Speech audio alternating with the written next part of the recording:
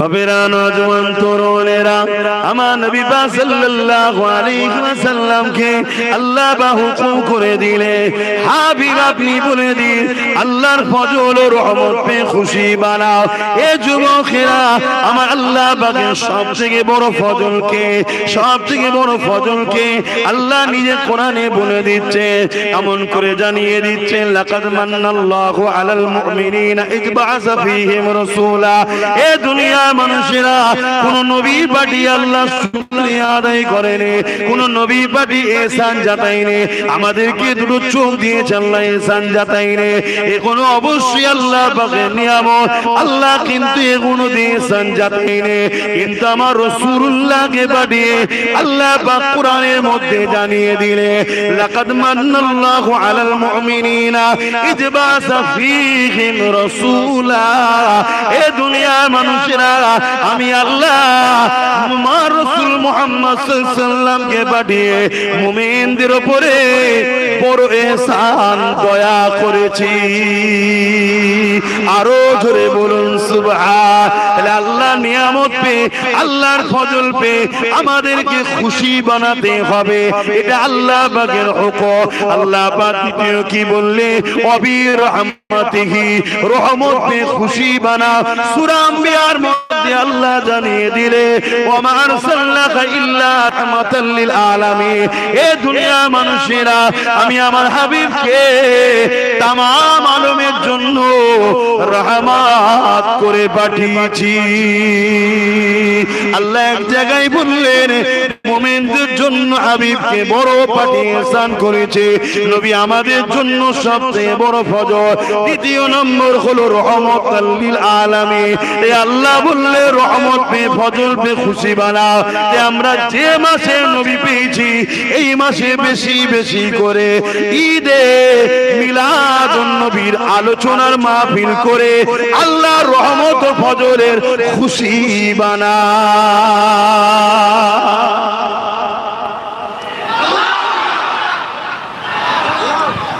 আমরা তো অন্য ধর্মের অনুসরণ করে খুশি বানাতে পারি না, আমরা খুশি বানাবো সাহাবা হুজুরদের মতো, আমরা খুশি বানাবো আল্লাহর হুকুম অনুযায়ী, তাই তো নাকি? হ্যাঁ, আল্লাহ কোরআনে আরো এক জায়গায় বলছে আম্মা বিনি'মাতি রাব্বিকা ফাহাদ্দিস। আম্মা বিনি'মাতি রাব্বিকা ফাহাদ্দিস। আমার আল্লাহ কোরআন পাকে জানাচ্ছে এ দুনিয়ার মানুষ আমার নিয়ামত পেয়ে খুব চর্চা করো, খুব আলোচনা করো আমার নিয়ামতের। জোরে বলুন সুবহানাল্লাহ। বলেন আমার নবীর থেকে বড় নিয়ামত কিছু আছে? আল্লাহ নিজে বলছে আমার নিয়ামত পেয়ে ফাহাদ্দিস, তাহাদিস করো, খোলাসা আলোচনা করো, এলান করো, ঘোষণা করো, প্রচার করো।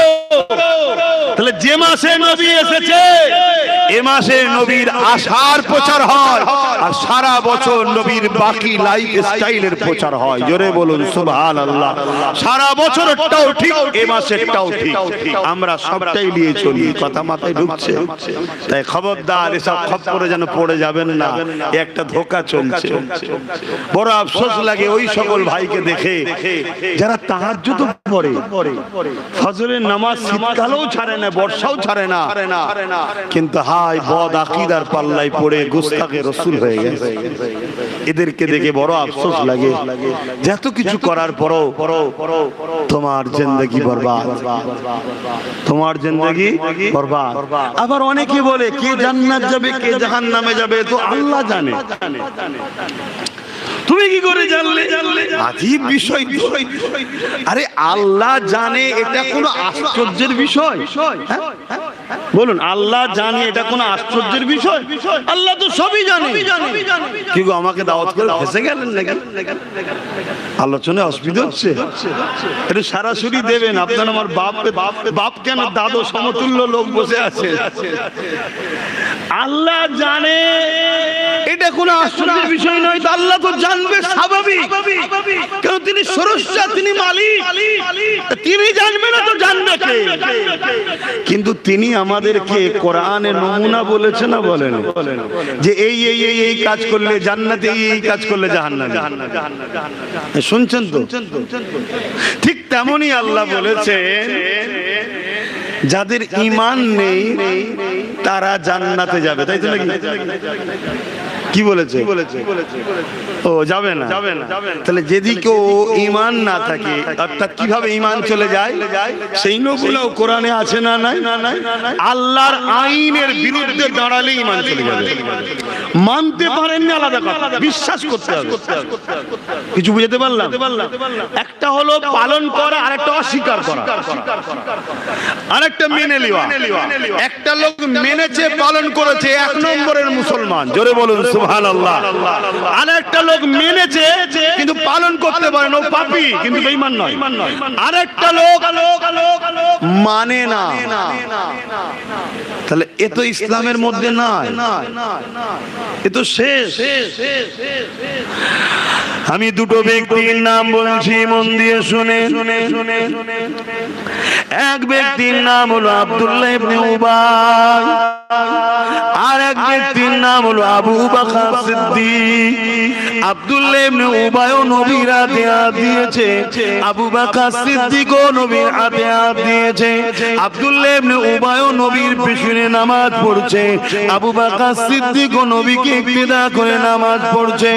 আব্দুল্লাহ ইবনে উবাইর মাথায় টুপি পাগড়ি রয়েছে, মুখে দাড়ি, পরনায় জুব্বা রয়েছে।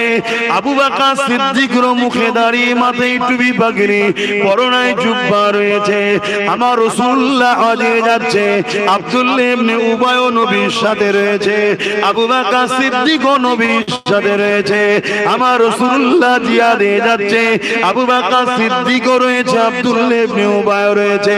আমার নবী পাকের সাথে রোজা রেখে দস্তরখানে বসে আব্দুল্লাহ ইবনে উবাই রোজা খুলছে, আবু বকর সিদ্দিকও রোজা খুলছে। আমার নবী কোরআনের তালিম দিচ্ছে, ওই তালিম ওয়াজের মাহফিলে আবু বকর সিদ্দিকও বসে আছে, আব্দুল্লাহ ইবনে উবাই বসে আছে। কিন্তু মনে রাখবেন, আবু বকর সিদ্দিককে আমার রাসূলুল্লাহ জান্নাতি ঘোষণা সার্টিফিকেট দিয়ে দিয়েছে, আর কোরআন আব্দুল্লাহ ইবনে উবাইকে জাহান্নামী ঘোষণা দিয়ে দিয়েছে। এর কারণটা কি? হযরত আবু বকর সিদ্দিক বলেছিলেন, ওর যা আছে আমি আবু বকরের তাই আছে, কিন্তু আমার যা আছে ওর তা নাই। কি ওর আছে আপনার নাই, আপনার আছে আপনার আছে ওর নাই। আবু বকর সিদ্দিক বলল, ওর নামাজ আছে আমারও আছে, ওর দাড়ি টুপি জুব্বা পাগড়ি আমারও আছে, ও রোজা রাখে আমিও রাখি, ও হজ করেছে আমিও করি, ও জিহাদে গেছে আমিও গেছি, ও রাসূলুল্লাহর মজলিসে বসে ওয়াজ শুনেছে আমিও শুনেছি। এই দিক দিয়ে ওর যা আছে আমারও তাই আছে, কিন্তু আমার সিনার মধ্যে মুহাম্মদ রাসূলের প্রেম ও আদব আছে। এটা আব্দুল্লাহ ইবনে উবাইয়ের না, ও ভেতরে রাসূল নিয়ে বুকস রেখেছে, দুশমনি রেখেছে, বাহ্যিক মহব্বত দেখায়, ভেতরে হুজুরের গুস্তাখি রেখেছে। এই জন্য আল্লাহ ওকে মুনাফিক জাহান্নামী, আর আমার ঈমানের কারণে আল্লাহ পাক জান্নাতি বানিয়েছে।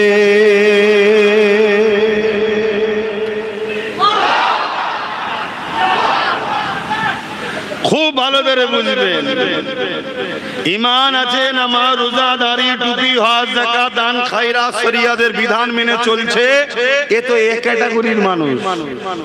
এ ব্যক্তি তো বেহিসাব জান্নাত যাবে, বলুন সুবহানাল্লাহ। আর এক লোকের ঈমান আছে কিন্তু নামাজ পড়ে রোজা রাখে, আবার ভুলও করে ফেলে। শুনছেন? এ লোকটা আল্লাহ চাইলে মাফও হয়ে যেতে পারেন, তার বান্দা, সে বলেছে মাফ করে দিতে পারি, আমি বিছখানে কেন বাবা বড় হয়ে দাঁড়াবো। কিন্তু যদি আল্লাহ মাফ না করে, এই যে পাপ গুনাহ করার জন্য আসামি জেল খাটবে, অর্থাৎ জাহান্নামে যাবে। যে পাপ করেছে এই পাপ মুছে যাবার পর ঈমান থাকার জন্য আবার ফিরে জান্নাতে আসবে, জোরে বলুন সুবহানাল্লাহ। আরেকটা লোক দাড়ি টুপি নামাজ রোজা হজ যাকাত দান খায়রাত মসজিদ বানানো মাদ্রাসা বানানো সব আছে, কিন্তু ঈমান নাই। এই লোক জাহান্নামে ঢুকবে আর কোনোদিন বেরোবে না। তো এটা জাতিকে সজাগ করানোর জন্য বলা যাবে না? শুনছেন তো নাকি? এখন এই ওয়াজ করলে যারা ওই 3 নম্বর ক্যাটাগরির লোক, দেখতে মাখাল ফল, ভেতরটা যা বুঝতে পারছেন তো নাকি? চেহারা সুরাতে বড় বড় মুফতি লাগছে, চেহারা সুরাতে বড় আল্লামা, বড় মুহাদ্দিস, বড় মুসল্লি, কিন্তু ভেতরে গোস্তাখে রাসূল আছে।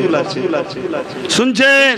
বেটার বিয়ে দেয় 10 লক্ষ টাকা খরচ করে, 20 লক্ষ টাকা খরচ করে, লাইটিং করে, তখন ফতোয়াবাজি হয় না, হুজুরের আলোচনার মাহফিল হবে, একটু সাজাবে, আরে সব কোনো বেদাত বেদাত চলবে না। বুঝতে পারছেন তো নাকি? তখন ফতোয়া দেয়। এটা কি দুঃখজনক নয়? কথা বলেন, দুঃখ না দুঃখ নয়? প্রত্যেকটা বাপ মাকে 3টে শিক্ষা বাচ্চাকে দিতেই হবে। রাসূলের হুকুম এটা, যদি দিতে না পারে ওই বাপ মা কিয়ামতের দিন আসামের কাঠগড়ায় উঠবে, ধরা পড়বে। নাম্বার 1 শিক্ষা নবীর প্রেম ও আদব। নাম্বার 2 আহলে রাসূলদের প্রেম ও আদব, আহলে বায়াতের প্রেম ও আদব। নাম্বার 3 কোরআনের শিক্ষা। এই 3টে শিক্ষা দিতেই হবে। তারপর আপনি ডাক্তার করবেন, জজ করবেন, উকিল করবেন, ডিএম করবেন, লিডার বানাবেন, নেতা বানাবেন। যদি বৈধ হবে সে চলে, ডাক্তার হয়ে যদি পেশেন্টকে ডাকাতি করে, কসাই টাইপের যদি না হয় যায়, পুলিশ হয়ে যদি ঘুষ না লাই যায়, জজ হয়ে যদি বেইনসাফি না করে যায়, নেতা হয়ে যদি মানুষের উপর জুলুম না করে আরশের ছায়া পাবে। বলুন সুবহানাল্লাহ। কে বলেছে খারাপ? ভালো জিনিস। কিন্তু এই 3টে শিক্ষা দিতেই হবে। নাম্বার 1 কোনটা? বলুন বলুন বলুন বলুন। নাম্বার 1 কোনটা? নবীর প্রেম ও আদব। আচ্ছা, এই নাম্বার 1টা কি আমি বানাচ্ছি নাকি? না, রাসূল বলছে নবীর প্রেম ও আদব। নাম্বার 2 আলে বায়াতের প্রেম ও আদব। নাম্বার 3 কোরআনের শিক্ষা। এখন কারো মধ্যে আসতে পারে কোরআনকে 3 নম্বরে করে দিলেন, না আমি কে করার? শরীয়ত কি আমার দাদর না আমার বাপের? যেমন খুশি সেজে দেবো? শরীয়ত তোমার রাসূলের, রাসূলের হুকুম এটা। তবে ক্ষুদ্র জ্ঞানে একটা আমার হৃদয় বলে যে 3 নম্বর কোরআন রাসূল বলল কেন? কোরআন যদি পাহাড়ের উপরে রাখা হতো, পাহাড় ভেঙে চুরমার হয়ে যেত, তাই তো নাকি? কোরআনের পাওয়ার লোড লিবার ক্ষমতা কারো নাই। তাই এই অন্তরকে প্রথমে নবীর প্রেম ও আদব, আহলে রাসূলের প্রেম ও আদব দিয়ে মজবুত করো, তারপরে কোরআন রাখো, তবে এটা থাকবে। জোরে বলুন সুবহানাল্লাহ। তো ভাইরা আমার, এখন নামাজের আগে পাক পবিত্র হতে লাগে, তাই তো নাকি? উজুও করতে লাগে। আর কেউ যদি বলে নামাজের মতো বড় ইবাদত লাগে, উজু কেন নিলেন? এর উত্তর আমার কাছে নেই। তাহলে যেটা সিস্টেম শরীয়তে সেটা বললাম। তাহলে আমার রাসূল পাক সাল্লাল্লাহু আলাইহি সাল্লাম তিনি আগমন করেছিলেন, সেই আগমনের আলোচনাতে মাহফিলে আমরা শুনে খুশি হই, তাই বলা হয় ঈদে মিলাদুন নবী। জোরে বলুন সুবহানাল্লাহ। এবার আসুন আমার নবী পাকের ঈদে মিলাদুন নবী, আল্লাহ নবী কি করেছে একটু আলোচনা করা যাক। এ যুবকেরা, আমার নবী পাকের মিলাদ নবী নিজে বানিয়েছে, অর্থাৎ মিলাদের স্মৃতি নবী নিজে বানিয়েছে। আমার কওমের মধ্যে একটা ধারণা ঢুকানো হয়েছে, ইসলামে নাকি স্মৃতি বানানো নেই, ইসলামে নাকি ইয়াদগার নাই, ইসলামে নাকি সেলিব্রেশন নাই, ইসলামে নাকি কোনো জিনিসকে ইয়াদ বানাতে নাই। এটা সব থেকে বড় মূর্খমি ছাড়ার কিছু নাই।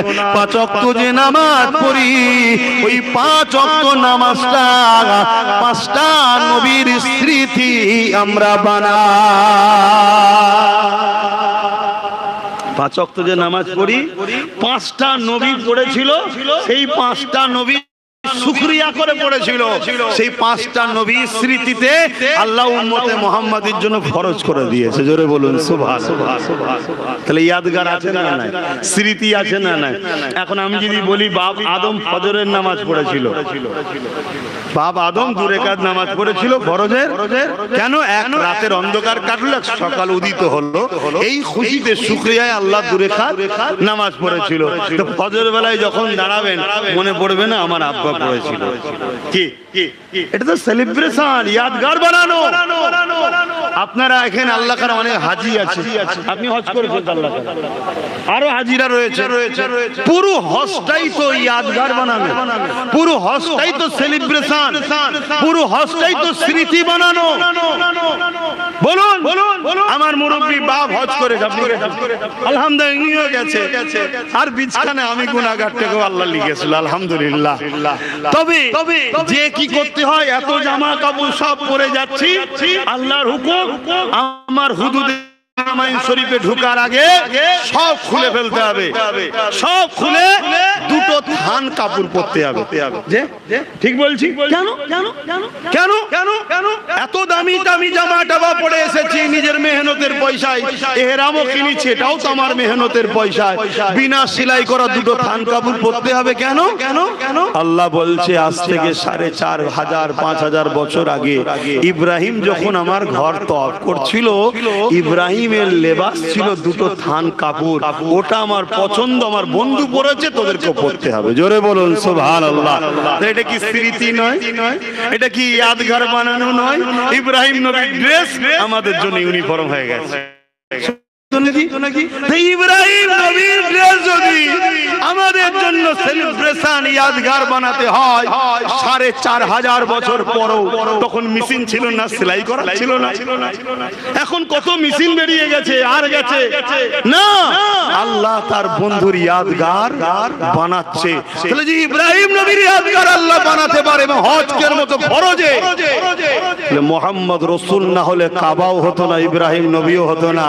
সেই বন্ধুকে যখন পাঠিয়েছে সেই ইয়াদগার বানাতে হবে না? কি গো বলেন না, বিবেককে প্রশ্ন করুন। সব কি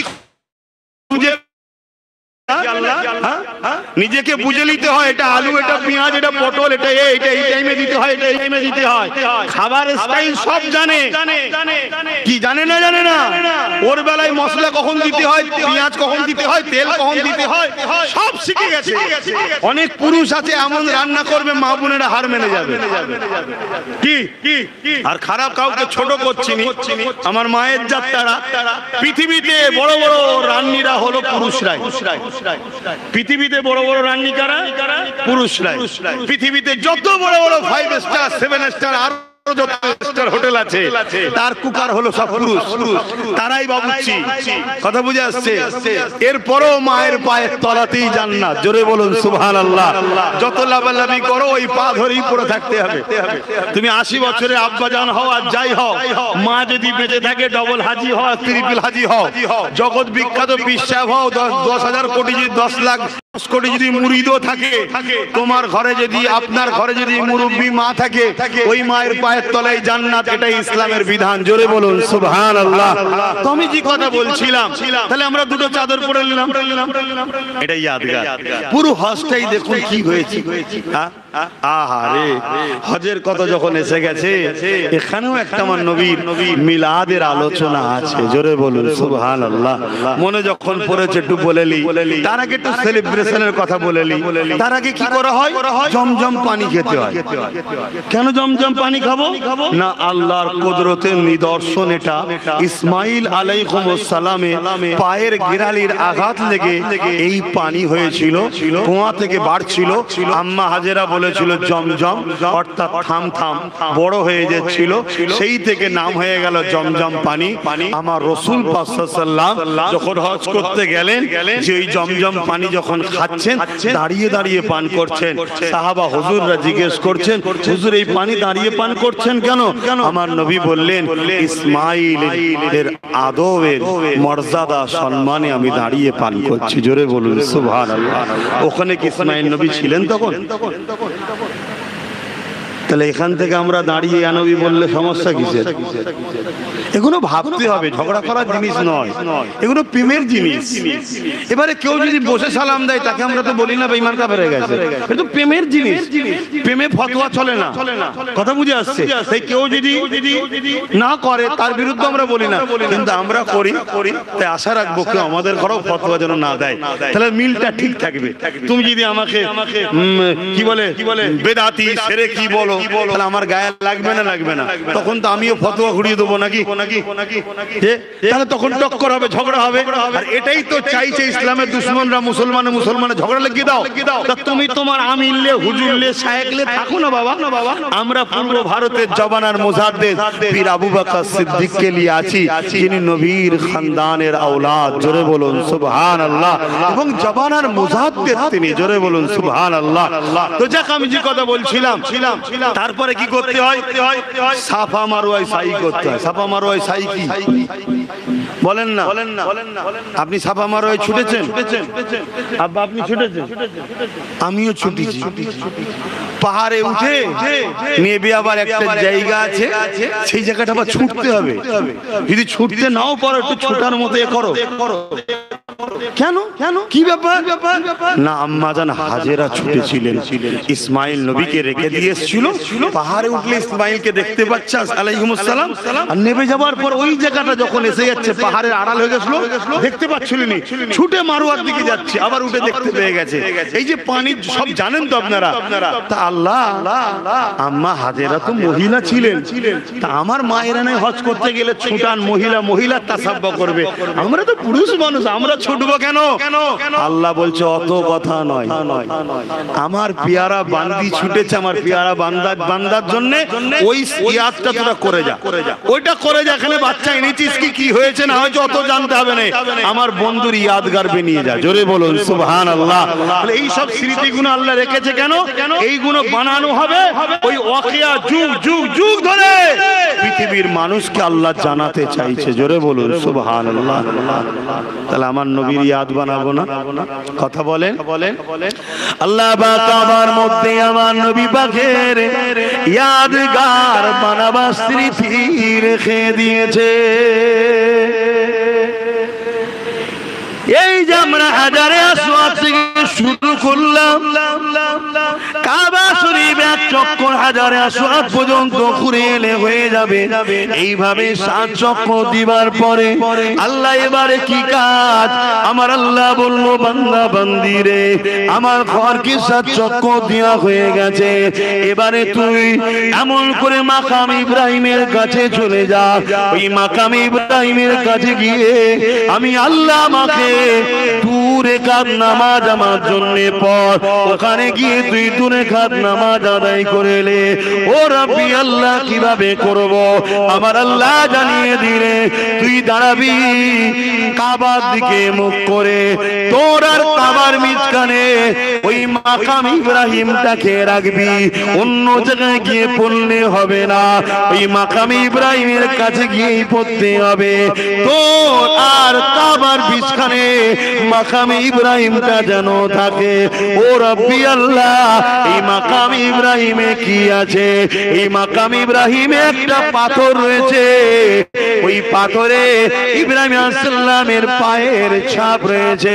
আল্লাহ পাক দুনিয়ার উলামারা আমাদেরকে পীরের কদম মুসি করতে নিষেধ করেছে, মা বাপের পায়ে ঠোঁট দিয়ে চুমা দিতে নিষেধ করেছে, কেননা করলে নাকি শিরক হয়ে যাবে বলে। আর এখানে ইব্রাহিমের পায়ের ছাপ রয়েছে যে পাথরে, সেই পাথরকে সামনে রেখে কাবাকে কিবলা বানিয়ে আপনাকে সিজদা করতে আপনি বলছেন, কি রহস্য রয়েছে? আমার আল্লাহ জানিয়ে দিলে রে, তুই দেখছিস পাথর, তুই দেখছিস ইব্রাহিমের পায়ের ছাপ, কিন্তু এর মধ্যে একটা সেলিব্রেশন আছে, একটা স্মৃতি আছে, একটা ইতিহাস, একটা ইতিহাস রয়েছে, একটা ইয়াদগার রয়েছে।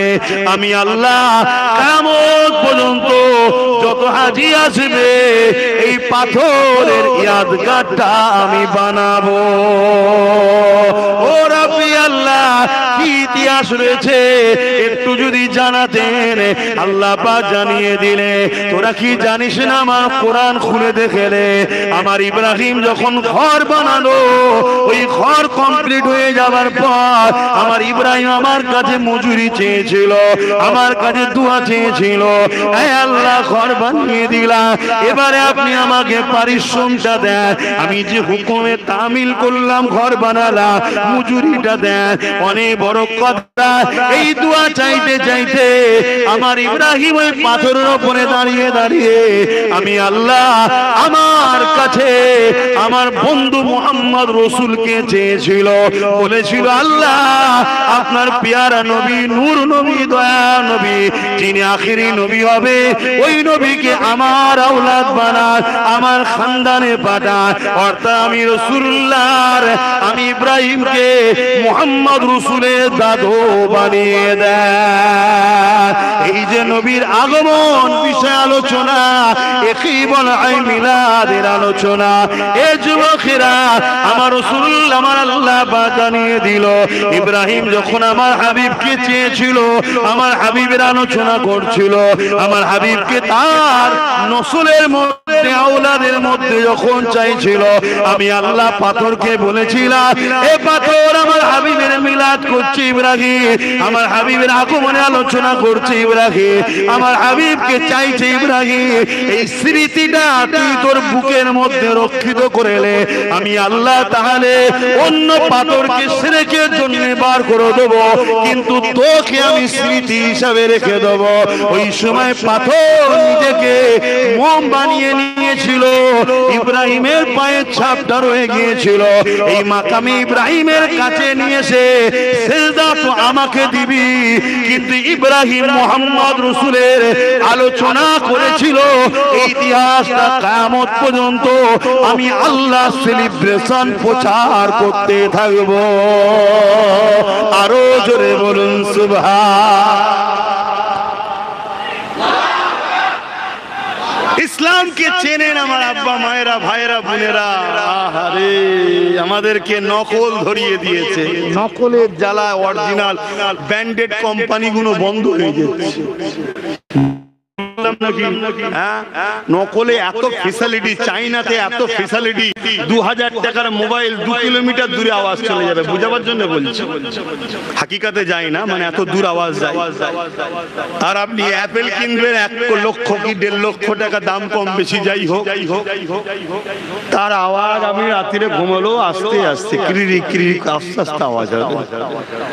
চাইনার ফ্যাসিলিটি অনেক, এখন চাইনা মৌলানাও বেরিয়েছে, চাইনা মুলি সাহেবও বেরিয়েছে, চাইনা হুজুরও বেরিয়েছে, তার ফ্যাসিলিটি অনেক।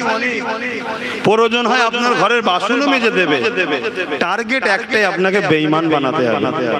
শুনছেন তো নাকি? আর যখন রাসূলের গোলামরা আসবে আপনাদের ঘরে নীতির উপরে রেখে মজবুত করে দুটো কথা বলবে, তাদের ঝাঁজ একটু কি হয়, তাদের ঝাঁজ একটু বলবেন তো একটু বেশি হয়। কেন? আল্লাহ যদি কাউকে একটু উঁচু লেভেলে দেয়, সে যদি আল্লাহ দেয়া নিয়ামতটাকে নিয়ামতের জায়গায় না রাখে, তার মানে সে পাওয়ার উপযুক্ত নয়। তাহলে যারা রাসূলের দ্বীনের গোলাম, সামান্য একটা নেতার যদি কেউ প্রচার করতে আসে, এলাকার ছোটখাটো নেতার একটা প্রচারক কেউ এসছে, তারও একটু ভিআইপি বলা হয়তো নাকি, একটু বলবেন তো নাকি? তো দোনো জাহানের সুলতানের যারা প্রচার করে, আলেমে হাক্কানি যারা, তাদেরকে আল্লাহ ভিআইপি বানিয়েছে না বানায়নি? অতএব আল্লাহ যখন ভিআইপি বানিয়েছে, তাকে তো একটু নিজের কদরটাকেও সামলাতে হবে নাকি? এজন্য তারা একটু নিজের জায়গায় মজবুত থাকে। এতে আবার অনেক ছেলে বলে এই হুজুরটা ভালো না, ওই হুজুরটা কত সুন্দর দেখ, একসাথে ক্যারাম বোর্ডও খেলছে, আমাদের গলায় হাত দিয়ে ঘুরছে, ফুচকাও খেচ্ছে। শুনছেন তো নাকি? ওর ধান্দা তো যেমন করো তোমাকে বেঈমানি বানাতে হবে। আমার কথা মাথায় ঢুকছে? একটা গাছ আর 10টা ডাল আছে, একটা লোক রাগ করে হোক আর বদমাইশি করে হোক 10টা ডালই কেটে ফেলেছে, ওই গাছটি কি বেকার? কথা বলো। দেরি হলেও কিন্তু আবার ডাল পাতা গজাবে। কেন গজাবে ভাই? ওর মূলটা এখনো ঠিক আছে। আরেকটা লোক 20টা ডাল আছে রেখে দিয়েছে, কিন্তু মূল গোড়া যে মেন শেকড় মূলটা কেটে দিয়েছে। এই গাছটার আর কোনো দিন বাঁচবে থাকবে? কেন ভাই? ও মূল কেটে দিয়েছে। এই 10টা ডাল হলো নামাজ, রোজা, হজ, যাকাত, দাড়ি, টুপি। কেউ যদি না করে বদমাইশি করছে, কিন্তু একদিন ও যদি মূল থাকে ও নামাজি হবে, হাজি হবে, জাকিরিন হবে, আল্লাহ ওয়ালা। কিন্তু অপরদিকে 20টা ডাল নামাজ, রোজা, হজ, যাকাত সব রয়েছে, হুজুর বাদ দিয়ে দিয়েছে। কথা কিছু বুঝতে পারছেন? জনমের মতো শেষ। এই জন্য বারবার বলছি, পুরো পৃথিবী নিয়ে একটাই ইখতিলাফ চলছে আমার নবীকে নিয়ে। মিডিয়া খুলে দেখুন না, কে বলছে ঈদে মিলাদুন নবী চলবে না, কে বলছে মরে গেছে, কে বলছে আমাদের মতো, কে বলছে শাফাত করতে পারবে না, কে ইত্যাদি ইত্যাদি, শুধু নবীর বিষয়ে খিসারা, নবীর বিষয়ে। এবারে বলুন, সেই নবীর হয়ে বলাতে আপনাদের কি আপত্তি হচ্ছে? যদি আপত্তি হয় তাহলে জানতে হবে আপনারও সমস্যা আছে। যারা নবীর বিরুদ্ধে বলে তাদের বিরুদ্ধে আপনাদের বলতে মন যায় না, রাসূলুল্লাহর পক্ষে যারা বলে তাদের বিরোধী করতে যদি মন যায় তাহলে জানতে হবে কোনো সমস্যা আছে। আর এগুলো করাচ্ছে কারা? ইসলামের দুশমন যারা, তারা। কেন? তারা দেখেছে বদরে 313 জনে জিতে গেছে, তারা দেখেছে মুসাইলামাতুল কাযযাব 90,000, আবু বকর সিদ্দিক 10,000 জিতে গেছে, তারা দেখেছে গরিবে নওয়াজ একা কামিয়াবি হয়েছে, জোরে বলুন সুবহানাল্লাহ। তারা দেখেছে চিঙ্গিস খান মিটেছে, তারা দেখেছে হালাক খান মিটেছে। যুগে যুগে যখনই বিজয় আমরা হয়েছি, সংখ্যা কিন্তু আমাদের কম ছিল। পাওয়ার সর্বসময় জালিমদের হাতেই ছিল, অস্ত্র তাদেরই ছিল, লোকবল তাদেরই ছিল। এরপরও বিজয় উম্মতে মুহাম্মাদেরই হয়েছে। তাই তারা রিসার্চ করছে যে কোন কারণে এরা জিতছে।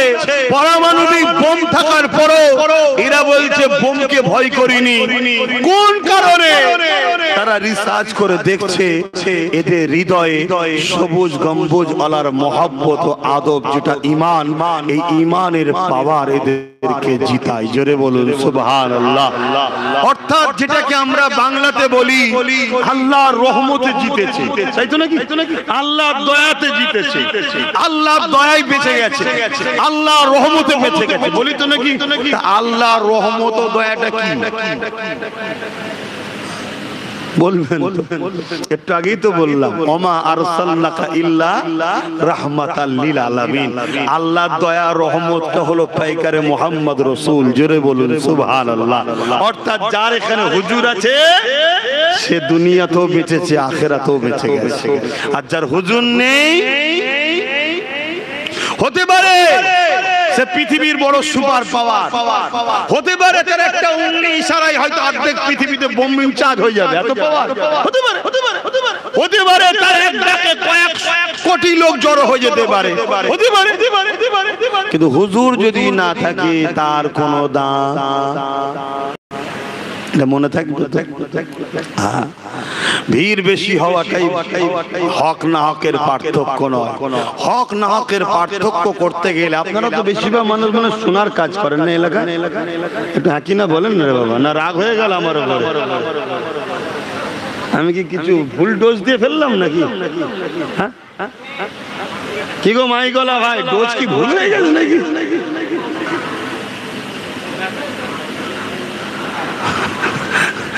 কি বলেন? সোনার কাজই তো বেশি।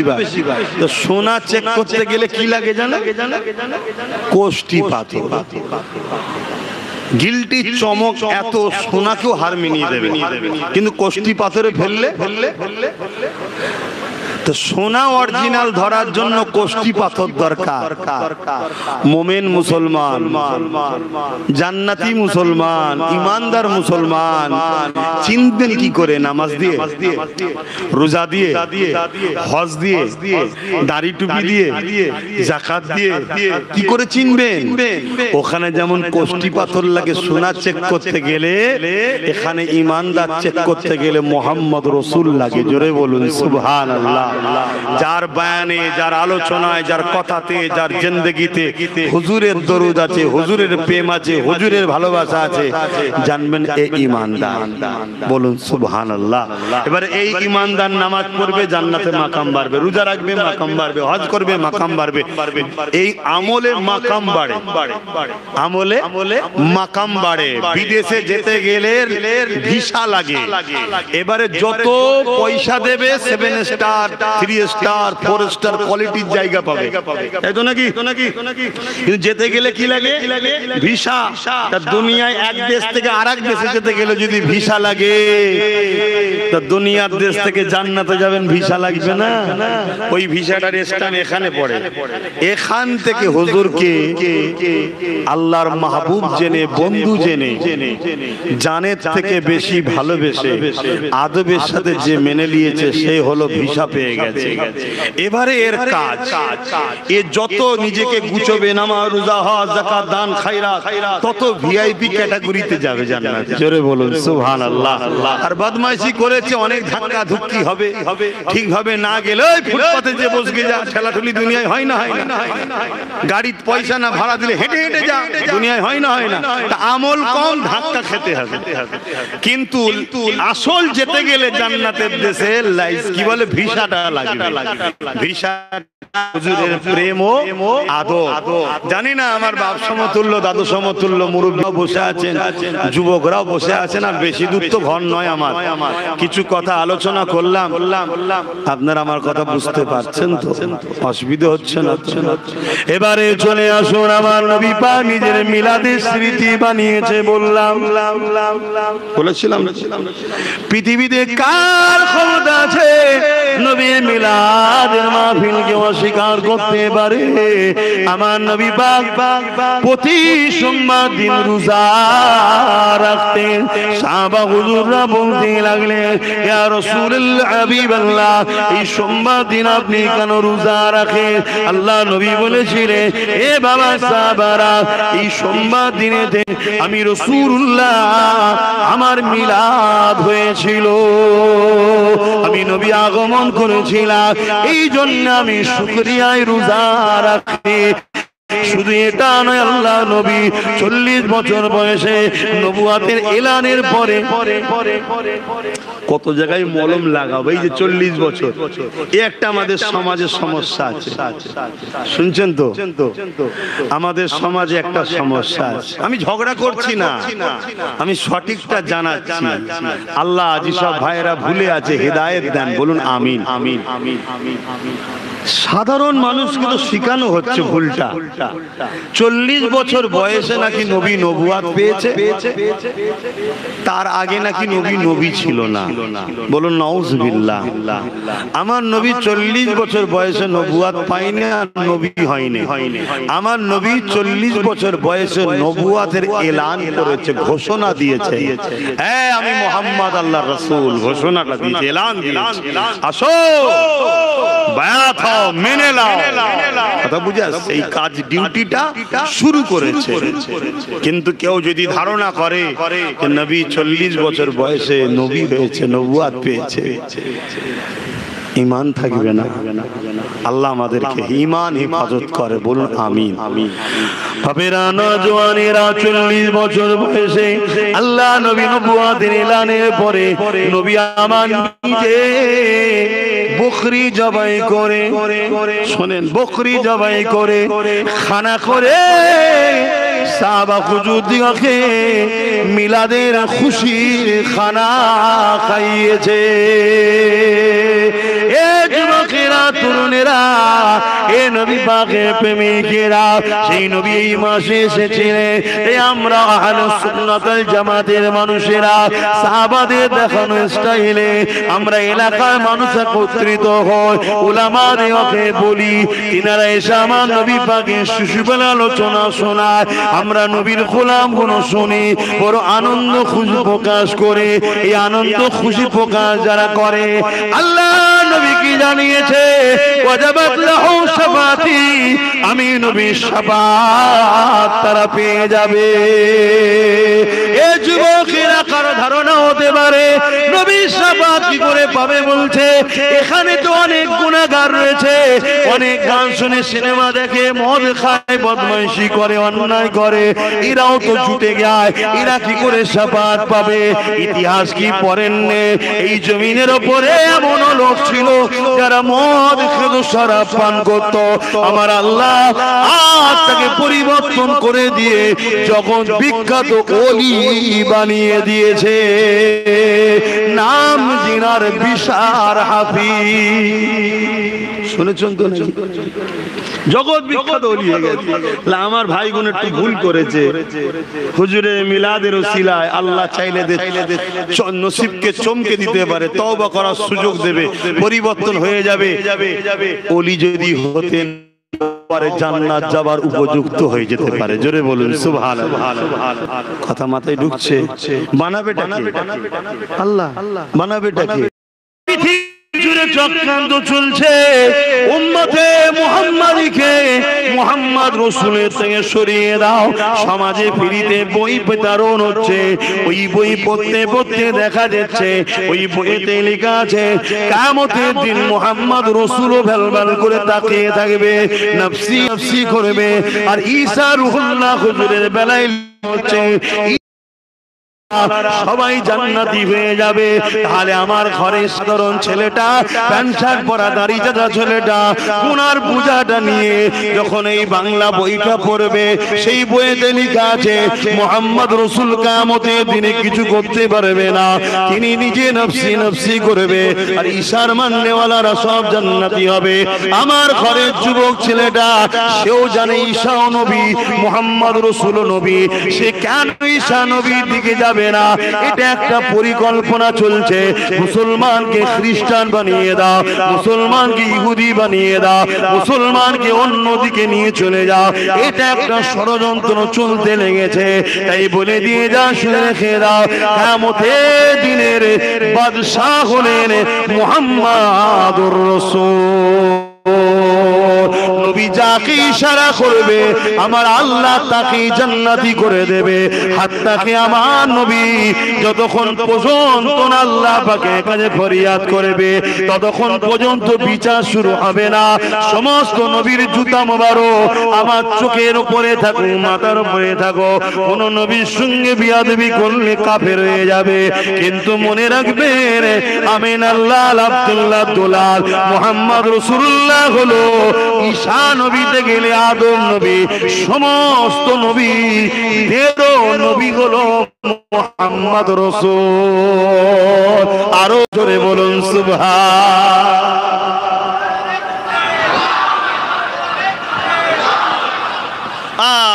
বলুন আমি ভুল কিছু আলোচনা করছি?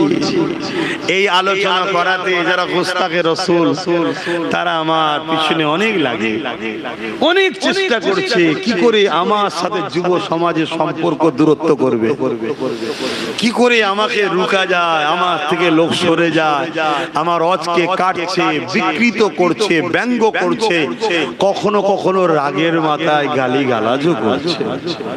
কথা মাথায় শুনছেন? তবে সিধে ভাষাই বলে যায় হক কথা বলা মুমিনের পরিচয়। যে হক কথা বলতে পারে না কিয়ামতের দিন আল্লাহ তার জবানকে শুনছেন। অতএব মুমিনকে যেমন মুমিন বলি, মুসলমানকে যেমন মুসলমান বলি, অমুসলিমকে যেমন অমুসলিম বলি, ঠিক তেমন গোস্তাকে রাসূলকে কাফেরও বলি। কথা বুঝে আসছে? মুনাফিককে মুনাফিক বলি, আর মুনাফিকের ঠিকানা জাহান্নামের সবথেকে নিকৃষ্ট জায়গা, এবং মুনাফিকদের চেহারাকে আল্লাহ বিকৃত করে দেবে, কুকুর বানাবে, খিঞ্জিল বানাবে, বিভিন্ন সুরাত বিকৃত করে এইভাবে তাদেরকে জাহান্নামে ঢুকাবে। কোন মুসলমান যদি নবীর মিলাদ নবীর বিরোধী করে ধ্বংস করতে চায় এবং হুজুরের দ্বীনের বিরোধী করে, তাহলে জানতে হবে সে মুসলিম সুরাতে নামটাও মুসলমান হতে পারে কিন্তু সে মুনাফিক। আর মুনাফিকের ঠিকানা সবথেকে কঠিন, শুধু জাহান্নাম বললে হবে না আব্বা, সবথেকে কঠিন জাহান্নাম। প্রকাশ্য যারা শিরক করেছে, প্রকাশ্য যারা কুফরি করেছে, প্রকাশ্য যারা বলে আমরা মানে ইসলাম মানে না, ইসলাম বিরোধী প্রকাশ্য করে, তাদের থেকে কঠিন শাস্তি পাবে যারা মুসলিম সেজে ইসলামের সঙ্গে গাদ্দারি করে। কেন? এরা লক্ষ লক্ষ সরল প্রাণ মুসলমানকে বেঈমান বানায়। কিছু বুঝতে পারছেন তো নাকি? এই যেমন আমার দেশে অনেক বাবা বেরিয়েছে, তারা দিন রাত হুজুরের বিরুদ্ধে গালিগালাজ করছে, কোরআনের বিরুদ্ধে গালিগালাজ করছে, প্রকাশ্য বলছে ইসলামকে মুছে দেবো, বলছে না? বলেন একটু হাকিনে সারা দেন রে বাবা। প্রকাশ্য বলছে দিনকে মুছে দেবো, প্রকাশ্য বলছে ইসলাম সন্ত্রাস, জঙ্গি, আতঙ্ক, এটা সেটা রোজ বলছে কন্টিনিউ। এরা বলার সাহস পায় কেন? এদের পিছনে রাজনীতি যারা করে, জালিম হুকুমাতরা এদের পিছনে থাকে। শুনছেন তো নাকি? এজন্য এরা তো সাহস পায়। আর আমরা যখন রাসূল দাঁড়িয়ে বলবো যে অন্য কোন ধর্মের বিরুদ্ধে আমরা বলি না, যার ধর্ম তার কাছে, কিন্তু আমার রাসূলের বিরুদ্ধে যে বলবে সে মানবরূপী পশু, সে জাহান্নামের কুকুর, তখন দেখবেন তারা আমাদের পিছনে লেগে যাবে, আমাদের নামে মামলা দেবে, জুলুম করবে, অত্যাচার করবে, গালিগালাজ করবে, বাপ তুলে মা তুলে গাল দেবে। শুনছেন তো নাকি? কেন? তারা পিছনে শাসকের ক্ষমতা আছে। শুনছেন তো নাকি? এটা কি আবার রাজনীতি হচ্ছে না? তো মানে বলেও শান্তি নেই, হজ করেও এমন ভাবে উম্মতকে গুমরাহ করছে। এই উম্মতেরই উলামার একটা অংশ, উম্মত আজকে প্যারালাইসিস রোগীর মতো হয়ে গেছে। রাজনীতির কথা বললেই উম্মতকে অমনি কোণঠাসা করে দেওয়া হচ্ছে। কেন? তোমার রাসূল কি রাজনীতি শিখায় নেই? কথা বলো, ইসলামের রাজনীতি আছে হ্যাঁ কি না? ইসলামের রাজনীতিটা কেমন? ইসলামের রাজনীতি জুলুমকে খতম করে মানুষকে ইনসাফ দাও, এটা হলো ইসলামের রাজনীতি। যদি এই রাজনীতি ভারত বাংলায় না চলে তাহলে কি চলবে? নারীদের রেপ চলবে, খুন চলবে, দাঙ্গা চলবে। বলো কোনটা পছন্দ? ভাবো, মুসলিম অমুসলিম সবাইকে অফার দিয়ে গেলাম। আমার রাসূল আমাদেরকে ভুল শিখায়নি, আমার নবী আমাদেরকে মানুষ বানিয়েছে। জোরে বলুন সুবহানাল্লাহ। তাহলে আমার রাসূল শিখিয়েছে না শিখায়নি? তো ওই শিক্ষাটা দেবো কাকে? উম্মতকে। উম্মত জানে যে একটা নেতাকে তুমি ভোট দিলে, সাপোর্ট করলে, আর সেই নেতা সুদ খায়, ঘুষ খায়, মদের আড্ডা তৈরি করে, মেলা দেয়, নারীদের ইজ্জত লোটে, জুলুম করে, এতিমের মাল ঝেড়ে খায়, লোকের তেরপল চুরি করে, ঘর ঝেড়ে খায়, গরিবের ঘর না দেয়, চামচাকে ঘর দেয়। তুমি জানো এই নেতাকে ভোট দেওয়ার জন্য তুমি এর সাথে জাহান্নামে যাবে? শুনছেন না? শুনেন, এই কথাটা শিখাবে কারা? এই কথা কি নবীর ওয়ারিসদের দায়িত্ব নয়? কিন্তু 50,000 আলেম বলেন সেটা তাদের ব্যাপার। ভুল করছে কি ঠিক করছে আল্লাহর কাছে জবাব দেবে। একজন যদি কেউ কি 100 জন যদি কেউ বলে, তারা কি অপরাধ করে ফেললো নাকি ভাই? এটা আওয়াজ দিয়ে বলবেন, অপরাধ করে ফেললো? বলবে হুজুরের ছেলে এনেছো জলসাতে রাজনীতির কথা বলছে। তাহলে তো কারবালার হজ করা যাবে না।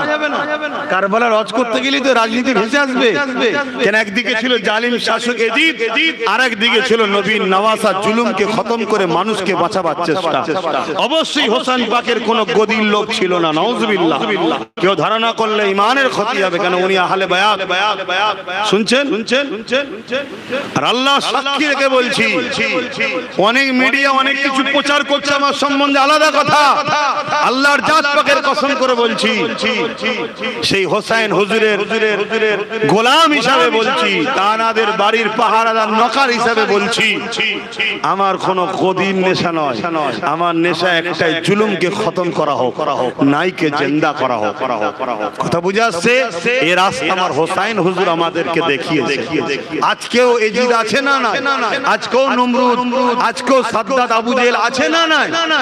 তাদের বিরুদ্ধে আমার মুসলিম উম্মাহ চলে যাচ্ছে এই পক্ষে, গিয়ে মসজিদে গিয়ে সিজদা দিচ্ছে, হজ করে এসে জালিম নেতার পিছনে ঘুরছে, নামাজ পড়ে জালিম নেতার পিছনে ঘুরছে, কি বলে রোজা রেখে জালিম নেতার পিছনে ঘুরছে। শোনেন, জুলুম করা জুলুমকে সাপোর্ট করা এক, জুলুম করা জুলুমকে সাপোর্ট করা এক। কোন জুলুম জালিম নেতা মসজিদ ভাঙবে, মাদ্রাসা ভাঙবে, কবরস্থান ভাঙবে, মাদ্রাসার শিক্ষা বন্ধ করে দেবে, মাদ্রাসার নিয়োগ বন্ধ করে দেবে, মাদ্রাসার পরীক্ষা বন্ধ করে দেবে, মাদ্রাসাগুলোকে বোল্ডোজার দিয়ে ভাঙবে, মাদ্রাসা কি বলে ছাত্রগুলোকে বার করে দেবে, এমন করে মসজিদের নামে কেস করবে, মাদ্রাসার উপরে জুলুম অত্যাচার, মসজিদের উপর জুলুম অত্যাচার করবে, বা আল্লাহর সৃষ্টি মুসলিম হোক হিন্দু হোক কারোর উপরে জুলুম করবে। আপনি যদি তাকে সাপোর্ট করে শক্তিশালী করেন, আপনি সাপোর্ট করে শক্তিশালী করেছেন, আপনার লিয়া শক্তিতেও জুলুম করছে, ও জুলুম করে জাহান্নামে যাবে, সাপোর্ট করার জন্য জাহান্নামে যেতে হবে। এই কথাটা কি আমার নবীর উম্মতকে শিখাবো? এরপরে যদি কারো মনে হয় জানার পরে ধর আব্বাস সিদ্দিকীর কথা বাদ দে, আমি যাব, সেটা সে জবাব দেবে, কিন্তু আমার ডিউটি তো আছে, মানুষ ভুল করছে বলা দরকার। আমি তো চোখের সামনে দেখতে পাচ্ছি আজকের দিনে সবথেকে বড় পাপ আমার নবীর উম্মতেরা যেটা করছে সেটা হলো হকুন নাস করছে, বান্দার হক মারছে। আল্লাহ বলেছে দুটো হক, একটা হকুল্লাহ, একটা হকুন নাস। বান্দার হক, আল্লাহর হক। আল্লাহর হক যদি কেউ ছেড়ে যায়, আল্লাহ বলছে আমার কাছে যদি কাঁদিস আমি গফুর ও গফফার, আমি রহিম ও রহমান, আমি তাকে maaf করে দেব। জোরে বলুন সুবহানাল্লাহ। শুনছেন? কিন্তু বান্দার হক যদি কেউ ছাড়িস আমি maaf করব না, যতক্ষণ না সেই বান্দা maaf করে। আপনি কারো কাছ থেকে 1000 নিলেন, 2000 নিয়ে আপনি নিজেকে বিক্রি করলেন, এই 1000 2000টা আপনাকে সে দিল কি করে? হাজার হাজার বান্দার হক ঝেড়ে আপনাকে দিচ্ছে। তাহলে সে ঝেড়েছে ডাইরেক্ট, আপনি ভাগীদারি নিয়েছেন, আপনিও হক ও নাসের সঙ্গে জড়িয়ে গেলেন। শুনছেন তো নাকি? এবারে আব্বাস সিদ্দিকীর কথা তো রেকর্ড হচ্ছে, যদি মনে হয় এই জুলুমের বিরুদ্ধে বলা যাবে না, এই হক ও নাসের কি বলে মানুষের উপর যে জুলুম হচ্ছে, হক ও নাস নিয়ে বলা যাবে না, জালিমদের বিরুদ্ধে বলা যাবে না, তাহলে আমি সেই উলামাদের কাছে বসে শিখতে চাই। আমাকে বলুন না যেগুলো বলা যাবে না, আমি তাহলে শিখে নেব। আর যদি বলেন যে না, অবশ্যই বলতে হবে, কেন হকুল্লাহতে ভুল হলে তবুও আল্লাহ না ছাড় দেবে, বান্দার হক মেরে নিলে আল্লাহ ছাড় দেবে না। শুনছো নাকি? এই সমাজে বহুত এমন ছেলে আছে পেটের জ্বালায় বাইরের রাজ্যে কাজ করতে গেছে, বাড়িতে হয়তো একটাই ছেলে ইনকাম করছে, একটাই, গরিব মানুষ, তাকে মেরে দিয়েছে। তাহলে পুরো পরিবারটা শেষ হলো না? হলো না? বলুন, শেষ হলো না? হলো না? ও মুসলমান কি হিন্দু আমি দেখার দরকার নেই, আমি এতটুকু জানি আল্লাহর সৃষ্টি হ্যাঁ কি না। তাহলে এই যে আল্লাহর সৃষ্টির উপরে জুলুম হচ্ছে, এই জুলুমকে খতম করার জন্য লড়াই করা, এটার নাম ইসলাম। তাহলে সেই ইসলামের কথাটা শিখাবে কারা? আপনি নামাজ তো পড়ে নিলেন, আপনি তো রোজা রেখে দিলেন, আপনি হজ করে দিলেন, আপনি দাড়ি রেখে দিলেন, জুব্বা পরে ফেলেন, পাগড়ি পরে ফেললেন, আর লাস্টে আপনি এমন একজনকে সাপোর্ট করলেন, সে নেতা আপনার ভোটে ক্ষমতায় এসে সে কি বলছে? মসজিদ মাদ্রাসার জন্য এখানে কথা বলা যাবে না, দিল্লি চলে যাও। এর জন্য আপনি আসামি নয়? কি গো বলেন, আমার কথা উত্তর দেন, আসামি হ্যাঁ কি না? এখন কথাটা তো তার নয়, প্রত্যেকটা তার সাপোর্টারেরই কথা এটা। কেউ বিপদে পড়লে তার সে কথা বললে সেটা সবার হয়ে কথা, সে যখন কোন বিরোধী কথা বলবে এটা কি সবার পক্ষের কথা নয়? তাহলে আমরা ভুল করছি না করি না? এই গুণ সতর্ক করা দরকার আছে না? নাই? আমার মসজিদ চলে যাবে, আমার মাদ্রাসা চলে যাবে, আমার কবরস্থান চলে যাবে, আমার ঈদগাহ চলে যাবে, আমার খানকা চলে যাবে, এক জালিম সরকার বসে আইন তৈরি করে সব মিটিয়ে দেবে, আমি কথা বলতে পারবো না? আবার কথা বলতে গেলে তুমি বলছো তোমার দুশমন হয়ে যাবে, আরে তুই তোমায় আপন মনে করলাম। তাহলে জালিম প্রকাশ্য যে থাকে তাকে চেনা যায়, যে বন্ধু সেজে থাকে সে ছুরি পিটে মারে। এজন্যই রাসূল বলল, আমার বড় ভয় হয় আমার উম্মতকে প্রকাশ্য দুশমনরা মিটাতে পারবে না, আমার উম্মতকে মুনাফিক ক্ষতি করে দেয়। কথা কিছু বুঝে আসছে না? এখন যদি আব্বাস সিদ্দিকী বলি, কেন্দ্রে যে সরকার বসে আছে সে সরকার হলো প্রকাশ্য ইসলামের দুশমন, এই কথাটা কি বলা আমার ভুল হবে?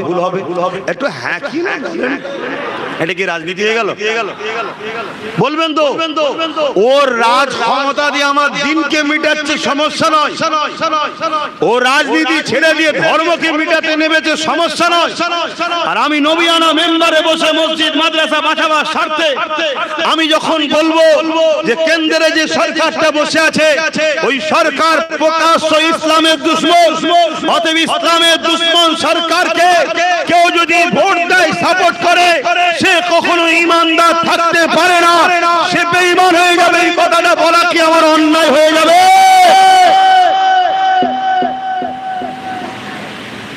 আওয়াজ দিয়ে বলুন। এইটুকু তো কমন জ্ঞান ইসলাম সম্বন্ধে জানেন আপনারা, ঠিক তেমনি তারপরে যদি আমি বলি যে আমার রাজ্যে যে সরকারটা আছে এই সরকারটা হলো বন্ধু সেজে দুশমন অর্থাৎ মুনাফিক, এটা কি বলা ভুল হয়ে যাবে? কেন এ বন্ধু সেজে দুশমন, ও প্রকাশ্য, আর এ বন্ধু সেজে দুশমন। ঘুমটা দিয়ে আমাদের ইফতারে এসেছে, খেয়েছে, উঠা বসা করেছে, আমাদের সব নিয়েছে, নিয়ে এখন বলছে ও মসজিদ ভাঙছে ভাঙুক, ওর বিরুদ্ধে করা যাবে না, ও মাদ্রাসা ভাঙছে ভাঙুক, ওর বিরোধী করা যাবে না। তাহলে বলুন এটাকে কি বলা হয়? বন্ধু সেজে দুশমন। তাকে আরবিতে কি বলে? মুনাফিক। এই মুনাফিককে সাপোর্ট করা যাবে? এই জোরে বলুন, উম্মতে মুহাম্মাদিকে জিজ্ঞেস করছি, সাপোর্ট করা যাবে? একেও সাপোর্ট করা চলবে না, হারাম। আর এই শরীয়তের আইনটাকে কেউ লঙ্ঘন করে কোন মুসলমান যদি আবার ফতোয়াবাজি করে তাহলে জানতে হবে সে আল্লাহর বিধানের সঙ্গে টক্কর নিল, তাহলে সেও তখন ঈমান হারা হয়ে মুনাফিক হবে। কথা মাথায় ঢুকছে? আর একটা ছোট্ট কথা বলি, এটা হাদিস শরীফ বলছি, শুনছেন তো নাকি? না মন খারাপ হয়ে গেল?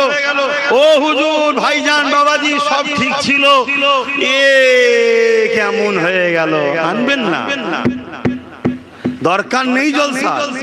ও আম্মা বিনিআমাতি রাব্বিকা ফাহাদ্দিস, জলসার দরকার নেই।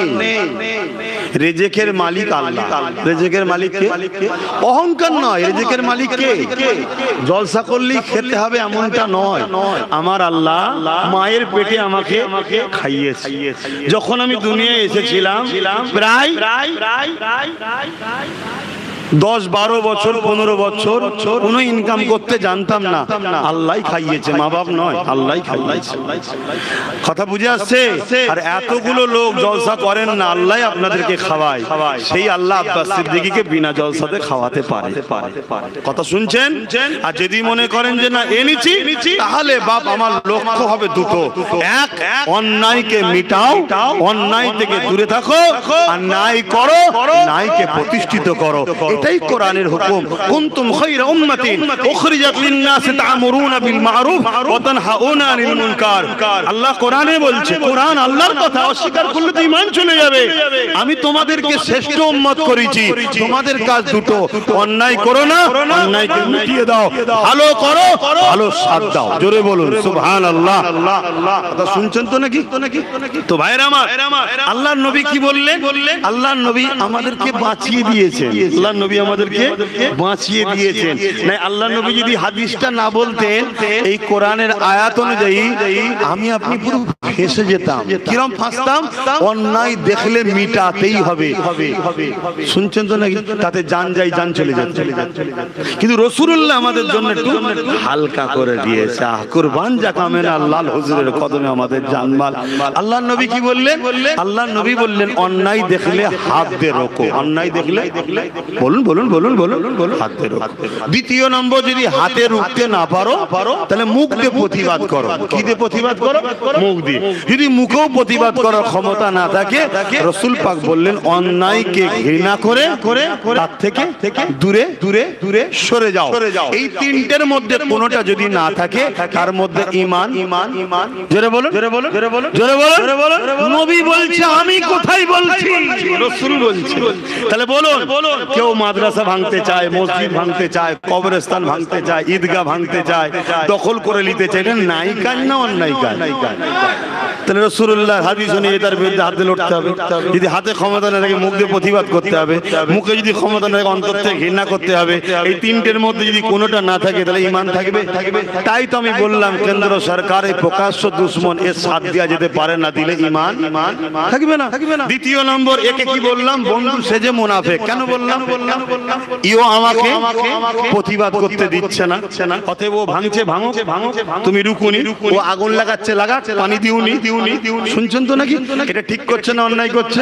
তাহলে মুখ দিয়ে হাত দিয়ে প্রতিবাদ করতে হবে, হাতে না থাকে মুখ দিয়ে ঘৃণা করে সরে যেতে হবে। এই তিনটের মধ্যে কোনোটা না থাকলে রাসূল বলছে ঈমান। জোরে বলেন, জোরে বলেন, জোরে বলেন। তো এই কথা তো হাদিস। এবারে যদি কোনো উলামা বলে যে সবই ঠিক আছে, ও হাদিস ভারতবর্ষে চলবে না, সেটা আমাকে একটু বলে দে না বাবা, তাহলে আমি জেনে নি, তোর কাছ থেকে শিখে নি। কথা বুঝছেন না? বোঝেন না? কিন্তু তা করবে না। কি করবে? হতভাগা আকবরকে বাঁচাবার জন্য, যেমন মৌলী সাহেব আকবর কিনে রেখেছিল, জানেন তো? আকবরকে চেনেন? আমার আব্বা কোনো বলবেন তো চেনেন? ভারতবর্ষের মোগলে আজম ছিল যে আকবর, হতভাগা আকবর, চেনেন না? দ্বীনে ইলাহি লিখেছিল, দ্বীনে ইলাহি। এই যুবকরা তোমরা জানো? বলবো না থাকবে? কি গো বলবে তো? বলবো না থাকবে? এগুলো জানবে না? হতভাগা আকবর ভারতবর্ষের মুগলে আজম বলা হতো, বিশাল বড় বাদশা ছিল। সে কি করলো? ক্ষমতার জোরে একটা কিতাব লিখতে চাইলে কোরআনের বিরুদ্ধে। যেমন আজকে আমাদের সরকার বলল কোরআন শেষ হয়ে যাবে, উন্নতি শেষ হবে না। এটা কি কোরআনের পক্ষে কথা না বিরুদ্ধে? কই কোন উলামার বিরুদ্ধে বলেছে? কোন বক্তার বিরুদ্ধে বলেছে? এখন আমার বিরুদ্ধে বলার জন্য অনেক আল্লাহ কারে আছে। ঠিক আছে, কিন্তু হিসাব নিকাশ হবে রে বাবা। আপনারা সবাই মিলে এক জায়গায় হয়েও আমার তাকদীর চেঞ্জ করতে পারবেন না, আর আপনারা সবাই মিলে আমার সাথ দিয়েও আমার ভালো করতে পারবেন না। ইন্নামাল আমালু বিন্নিয়াত, আমার অন্তরের খবর আল্লাহ জানে। মানা হাব্বা লিল্লাহ ওয়া আবগাদা লিল্লাহ ওয়া আতা লিল্লাহ ওয়া মানা লিল্লাহ ফাকাদ ইসতাকমাল ঈমান। আমি আমার জন্য লড়াই করছি না, আমি লড়াই করছি আল্লাহর জন্য। আমি কাউকে ভালোবাসি আল্লাহর জন্য, কারোর সঙ্গে দুশমনি করছি আল্লাহর জন্য। শুনছেন তো নাকি? এটা কোনো রাজনীতির মিটিং এর জায়গা নয়, এটা হচ্ছে ধর্মের জায়গা। তাই আল্লাহর জন্য কথা বলছি। তো ভাইরা আমার, কি হতভাগা আকবর কি করলো? পয়সা দিয়ে ভালো ভালো আলেম উলামাদের ঘরে কিনলো, মোটা মোটা টাকা দিয়ে তাদের দ্বারা কোরআনের বিরুদ্ধে একটা কিতাব লিখালো, দ্বীনে ইলাহি। ওই কিতাবটাকে অনেক উপরে একটা গাছের উপরে বেঁধে দিল লাল কাপড় দিয়ে, অনেক বড় কথা। সকালে সবাই এসে দেখলো একটা দুটো করে লোক বাড়ছে, ভিড় বাড়ছে। তারপর আকবর চলে এলো, বাদশা চলে এলো। এই নাবাও, কি ব্যাপার? খুলে দেখছে একটা কিতাব আরবিতে লেখা আছে। বলছে এটা আসমান থেকে আকবরের উপরে এসেছে। বলুন নাউজুবিল্লাহ। আরে জোরে বলবেন না? এইবারে সাধারণ খেটে খাওয়া সরল প্রাণ মুসলমান যারা, এটা কি করে হয়, এটা কি করে হয়? আকবর তার মিলিটারি দিয়ে ফোর্স দিয়ে কিছুকে গুলি টুলি করে তৎকালীন সময় যা ছিল মেরে ধরে ঠাবলো। কিন্তু তারপরও কজনকে মারবে ভাই? বিদ্রোহ বেড়ে যাচ্ছে, বিদ্রোহ বেড়ে যাচ্ছে। তখন আকবর ওই ভাড়াটিয়া মৌলী সাহেবদের ঘরে না বলো, তোমরা নেবে যাও, তোমরা বুঝাও লোককে। তারা সব বড় বড় বয়ান করতে গেল। হ্যাঁ, সন্তানের উপরে যে বাদশা হয় তার উপরে আল্লাহর পক্ষ থেকে আসতে পারে। হ্যাঁ, অনেক কিছু, এক কোরআন থাকলে যে আরেকটা আসলে কোনো অসুবিধা আছে? এভাবে নানান দিক দিয়ে ঘুরিয়ে পিছিয়ে সাধারণ মানুষের কাছে আকবরের দ্বীনে ইলাহিকে খাওয়াতে গেল। কারা খাওয়াচ্ছে বলবেন তো? কারা খাওয়াচ্ছে? প্যান্ট শার্ট পরা দাঁড়িয়ে যেগুলো, প্যান্ট শার্ট পরা দাঁড়িয়ে যারা নিজে জাহান্নামে যায়, আর মৌলী সাহেব পুরো সমাজকে নিয়ে জাহান্নামে ঢোকে। যদি খারাপ হয়ে যায়, ঘোলা হয়ে গেল, এ কথা কি খারাপ হয়ে গেল নাকি? আমি একটু ডাইরেক্ট বলে ফেলি বলে একটু সমস্যা। একটু ঘুরিয়ে সরল ভাষায় যদি বলতাম, মিষ্টি কথায়, তাহলে বলতো না হুজুরটা ঠিক আছে। খুব সমস্যা। তো ভাইরা মুজাদ্দেদ আল-পেসানি হুজুরের কানে খবরটা গেল। চেনেন মুজাদ্দেদ আল-পেসানি আকবরের বিরুদ্ধে দাঁড়িয়ে গেল, বিদ্রোহ শুরু করলো, বিশাল বিদ্রোহ শুরু করলো। ওই সব ভাড়াটিয়া উলামারা তখন কি বলতে লেগেছে জানেন?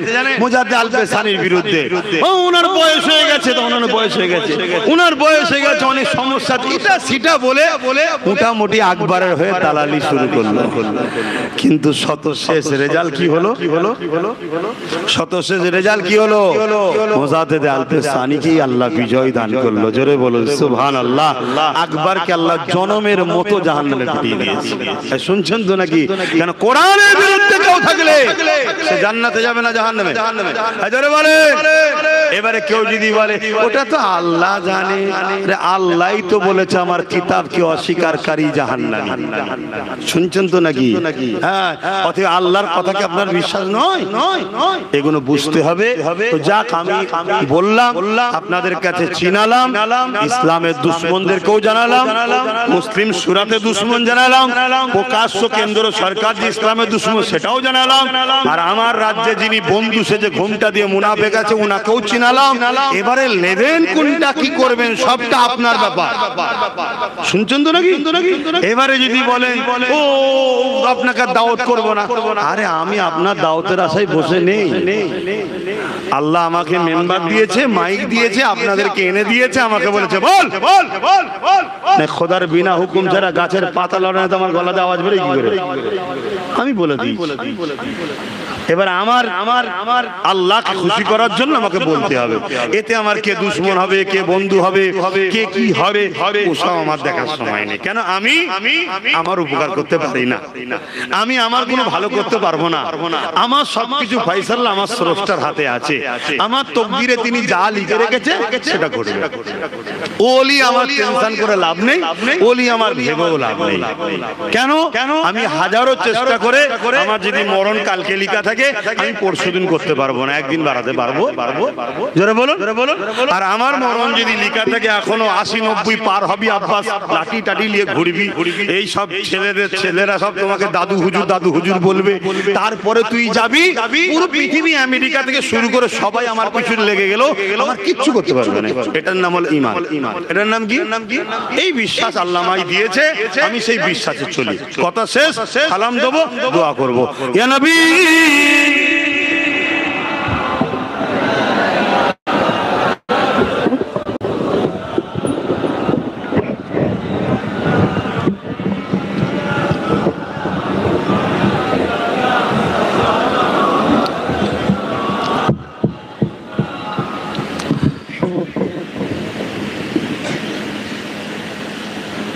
আমার ইসলাম ধর্মের মধ্যে অনেক সিলসিলা আছে, অনেক দল আছে। আমি কোন দল, কোন জামাত, কোন সিলসিলার নাম ধরে পক্ষে বিপক্ষে কিছু বলেছি, একটু সাক্ষী দেবেন। আমরা দাঁড়িয়ে সালাম দিই, আমার অনেক ভাইরা দাঁড়াতে চায় না। সেই সকল ভাইদের কাছে আমার অনুরোধ, আপনারা যদি না দাঁড়ান আমরা আপনাদেরকে বেঈমান কাফের বলি না, কেন এটা প্রেমের ব্যাপার।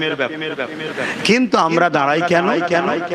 আমরা এজন্য দাঁড়াই, আল্লাহ কোরআনে বলেছে সল্লু, দরুদ পড়ো, ওয়াসাল্লিমু, সালাম দাও, তাসলিমা, মামানা, দেওয়ার মতো করে সবথেকে উত্তম ভক্তি, ভালোবাসা, আদবের সাথে সালাম দাও। জোরে বলুন সুবহানাল্লাহ।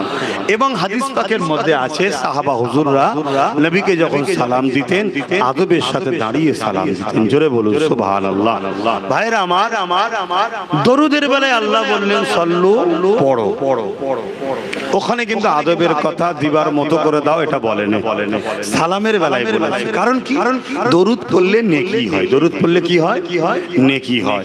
সালাম দিলে নবী আমার জবাব দেয়। জোরে বলুন সুবহানাল্লাহ। এজন্য আল্লাহ বললেন আমার হাবিব তোদের সালামের জবাব দেবে আদবের সাথে দিবার মতো করে দে।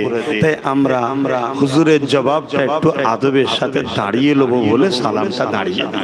কিন্তু এর পরেও কেউ যদি বসে সালাম দেয় তার সঙ্গে কিন্তু আমার দাদা হুজুরের আমাদেরকে শিখিয়েছেন বাবা ঝগড়া করবে না, তার বিরুদ্ধে কোনো রকম ফতোয়াবাজি আমরা করি না। আর বিশেষ করে বর্তমান সময় যেভাবে আমাদেরকে টার্গেট করেছে পুরো দুনিয়া ও আমার দেশ জুড়ে, আমাদের যার যার সিলসিলা, যার যার স্কুল, যার যার শিক্ষক, যার যার হযরত, যার যার মুর্শিদ, যার যার পীর, যার যার আমির, তার কাছে রাখ বাবা। এখন আমাদের মসজিদ থাকলে নাবির নিচে তো হবে, নাবির উপরেও হবে, তাই তো নাকি গো? মাদ্রাসা থাকলে তবে শিখতে পারবে, আর মসজিদ মাদ্রাসা থাকলে তবে দ্বীন ইসলামটারও প্রচার হবে। এই জায়গায় আমাদেরকে ঐক্য হওয়া দরকার। তবে মনে রাখবেন, এশিয়া মহাদেশে বা আমার ভারতবর্ষে 4টে সিলসিলা আছে। এই 4 সিলসিলা থেকে ইসলাম প্রচার হয়েছে। নাম্বার 1 যে সিলসিলার আমরা অনুসারী, মুজাদ্দিদুজ্জামান আবু বকর সিদ্দিক দাদা হুজুর রাহমাতুল্লাহ আলাইহি থেকে, জোরে বলুন সুবহানাল্লাহ। দ্বিতীয় নম্বর হলো দেওবন্দি বলে একটা সিলসিলা আছে, বা তাবলীগ জামাত, তাদের মুরব্বি হাজী ইমদাদুল্লাহ মাহাজের মাক্কি রাহমাতুল্লাহ আলাইহি থেকে শুরু। তার আগে কি হলো, তার একটা সিলসিলা কি জোনপুরি সাহেব কারামত আলী জোনপুরি সাহেব রাহমাতুল্লাহ আলাইহি। আরেকটা হলো আলা হযরত আহমদ রেজা খান বেরলভী রাহমাতুল্লাহ আলাইহি। এই যে 4 সিলসিলার 4 জনের নাম বললাম, বেরেলি, জোনপুরি, দেওবন্দি, ফুরফুরা, এই 4 সিলসিলার যে 4 আকাবেরের নাম বললাম, ইনারা সবাই ছিলেন নবীর প্রেমিক ও আহলে সুন্নাত ওয়াল জামাতের মানুষ। জোরে বলুন সুবহানাল্লাহ। মনে থাকবে তো কথাটা? এবারে নিচু তলাতে একটু ইদিক উদিক হয়ে যাচ্ছে, গন্ডগোল হয়ে যাচ্ছে। আল্লাহ আমাদের মধ্যে মিল মোহাব্বত দিক, একতা ইত্তেহাদের সাথে চলা তৌফিক দিক। বলুন আমিন। সকলে পড়ুন মোহাব্বত ইয়া নবী সালামুন ইয়া রাসূল সালামুন ইয়া হাবিব সালাম সালাম। কঠিন হাসরের দিনে কি আছে মোদের কপালে, গুনাহগার উম্মাহ আতো আপনার লইবেন সঙ্গে মাশরে। ইয়া নবী সালামুন ইয়া রাসূল ইয়া হাবিব সালাম সালাম।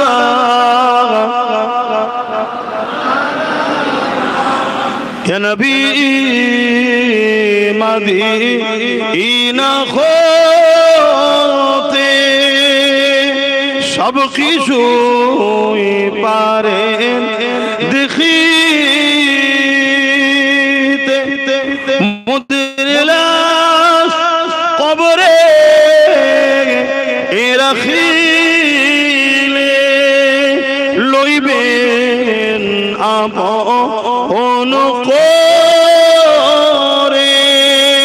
ইয়া নবী সালামুন ইয়া রাসূল ইয়া হাবিব সালাম সালাতুল্লাহ। সকলে গায়ে গায়ে বসুন। বালাগাল উলা বিকামালি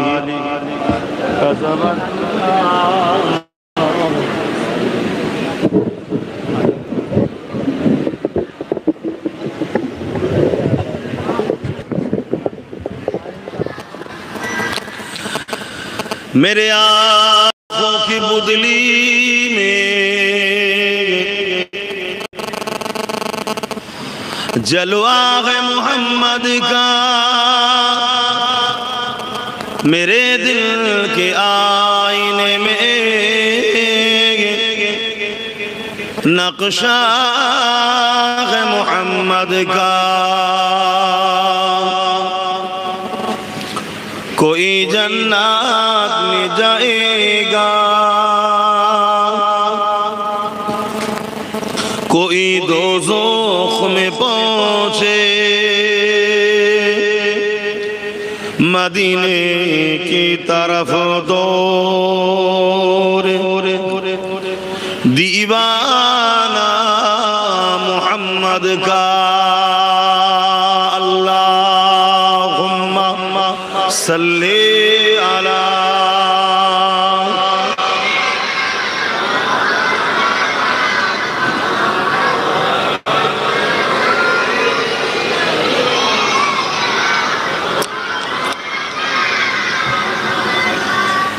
मदगारे किसी का रसूले खुदा हो, उसे और हिम्मत परवाह किया है, मदन को चले आएंगे कमली वाला, डूबते डूबते ही संभल जाएगा। अल्लाहुम्मा सल्ली अला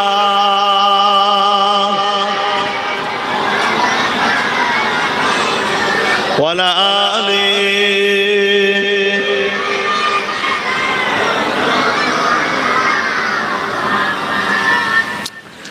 এই যে ব্যানারটা টাঙিয়েছে ঈদে মিলাদুন নবীর ব্যানার,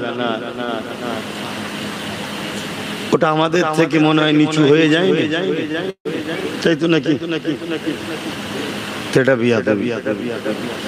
চেষ্টা করো কমিটি উঁচু করে তোলা, একটু টেনে হোক বা কিছুতে চেষ্টা করো। মহব্বত করা ভালো, যদি হকটা ঠিকভাবে আদায় করা যায়, আর নচেত দিলের মধ্যে আছে দিলেই থাক, কেন এটা বিয়াদবি। কালেমে লা ইলাহা ইল্লাল্লাহ, লা ইলাহা ইল্লাল্লাহ, লা ইলাহা ইল্লাল্লাহ, লা ইলাহা ইল্লাল্লাহ, লা ইলাহা হাসবি রব্বি জাল্লাল্লাহ, মা ফি কলবি খায়রুল্লাহ, নূর মুহাম্মদ সাল্লাল্লাহ, হক লা ইলাহা ইল্লাল্লাহ, লা ইলাহা লা ইলাহা ইল্লাল্লাহ, লা ইলাহা লা ইলাহা ইল্লাল্লাহ, মুহাম্মাদুর রাসূলুল্লাহ। আল্লাহুম্মা সাল্লি আলা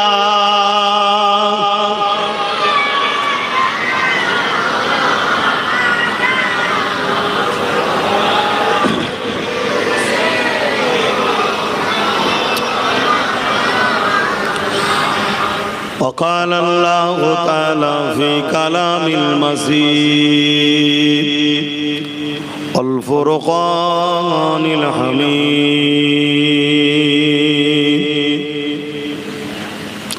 قل بفضل الله وبرحمته ذلك فليفرحوا. وقال الله تعالى في كلام المجيد الفرقان الحميد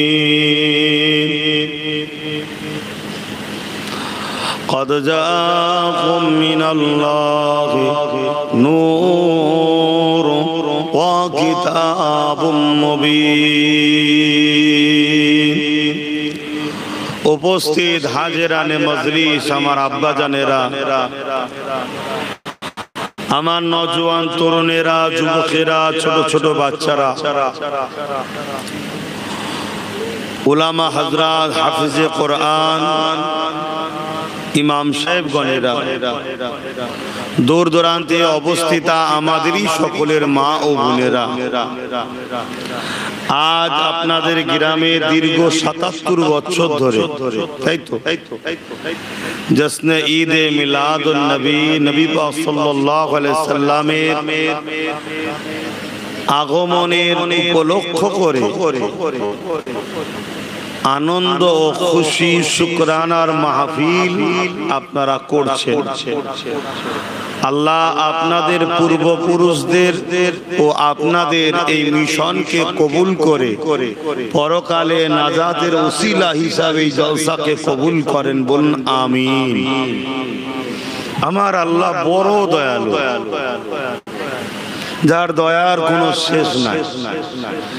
তার বান্দা আমরা, তিনি তার বান্দাদের ছোট ছোট ছোট ছোট ভালো কাজ দেখো জান্নাত দিয়ে দেবে, মাফ করে দেয়। জোরে বলুন সুবহানাল্লাহ। আর আজকে যে কাজটা আপনারা ৭৭ বছর ধরে করছেন গ্রামবাসী, এটা ছোট কাজ নয়। হযরতে ওমর ফারুক রাদিয়াল্লাহু তাআলা আনহু বলেছেন, যারা আমার নবীর মিলাদের আলোচনার মাহফিল করলো, মিলাদের চর্চা করলো, মিলাদের আলোচনা করলো, তারা যেন ইসলামকে জিন্দা করার কাজ করলো। জোরে বলুন সুবহানাল্লাহ।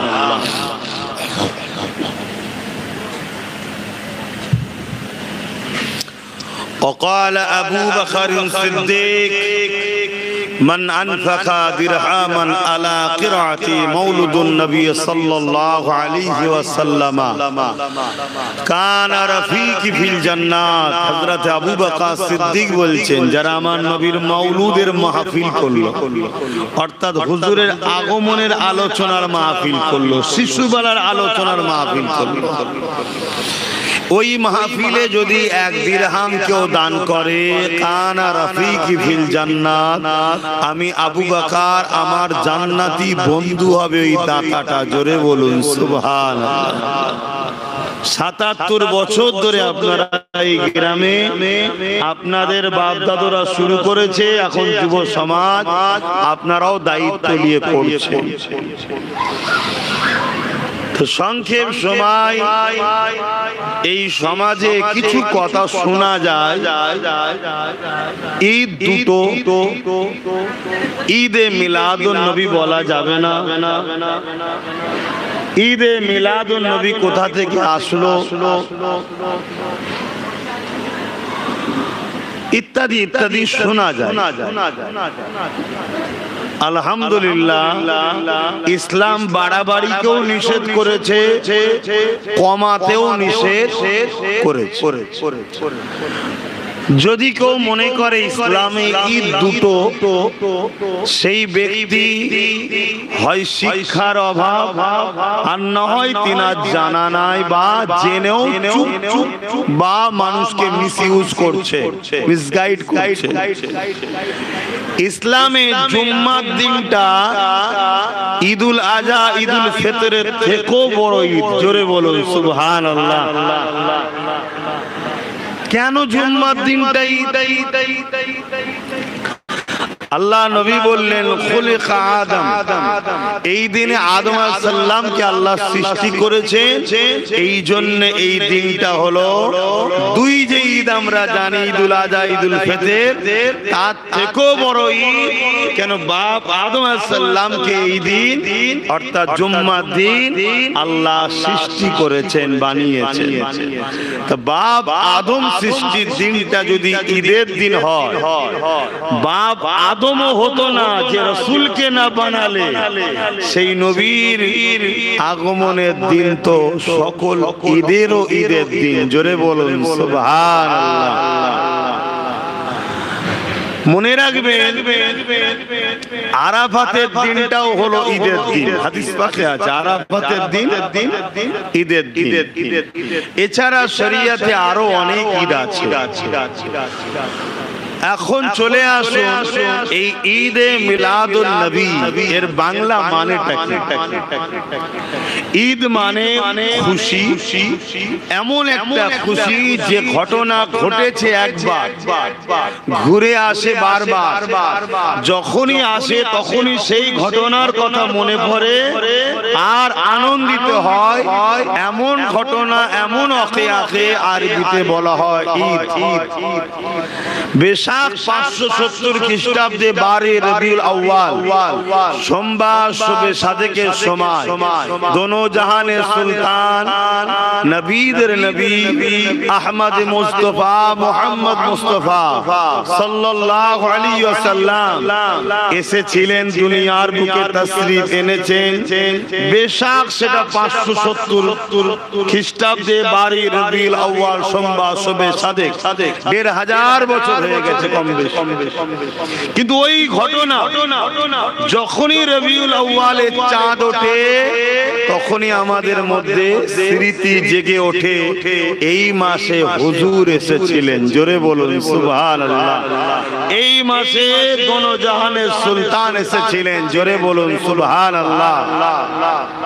যেমন আমরা সবাই ইন্তজারে থাকি চাঁদ উঠছে নাকি দেখার। কিসের চাঁদ? তারাবি পড়তে হবে, রমজানের চাঁদ, তাই তো নাকি? রমজান মাসের অপেক্ষায় আমরা থাকি। রমজান মাস এলে আমাদের মধ্যে একটা আনন্দ তৈরি হয়, একটা খুশি অটোমেটিক ফিল হয়। কি হয় না? হয় না? এটা আনন্দ তৈরি হয়। এই রমজান শরীফের মাসের গুরুত্ব কেন? বলুন কি জন্য গুরুত্ব? এই রমজান শরীফের মাসে কোরআন আল্লাহ নাজিল করেছেন। জোরে বলুন সুবহানাল্লাহ। তো রমজান হলো আল্লাহর কোরআন আসার মাস, রবিউল আউয়াল হলো আল্লাহর বন্ধু আসার মাস। কোরআন যে মাসে এসেছে ওই মাস আসলে আমাদের মধ্যে একটা আনন্দ খুশি শুরু হয়। এবং রমজানে একটা দিন আছে, একটা রাত আছে, যেই রাতটাকে কি রাত বলা হয়? একটু বলবেন না?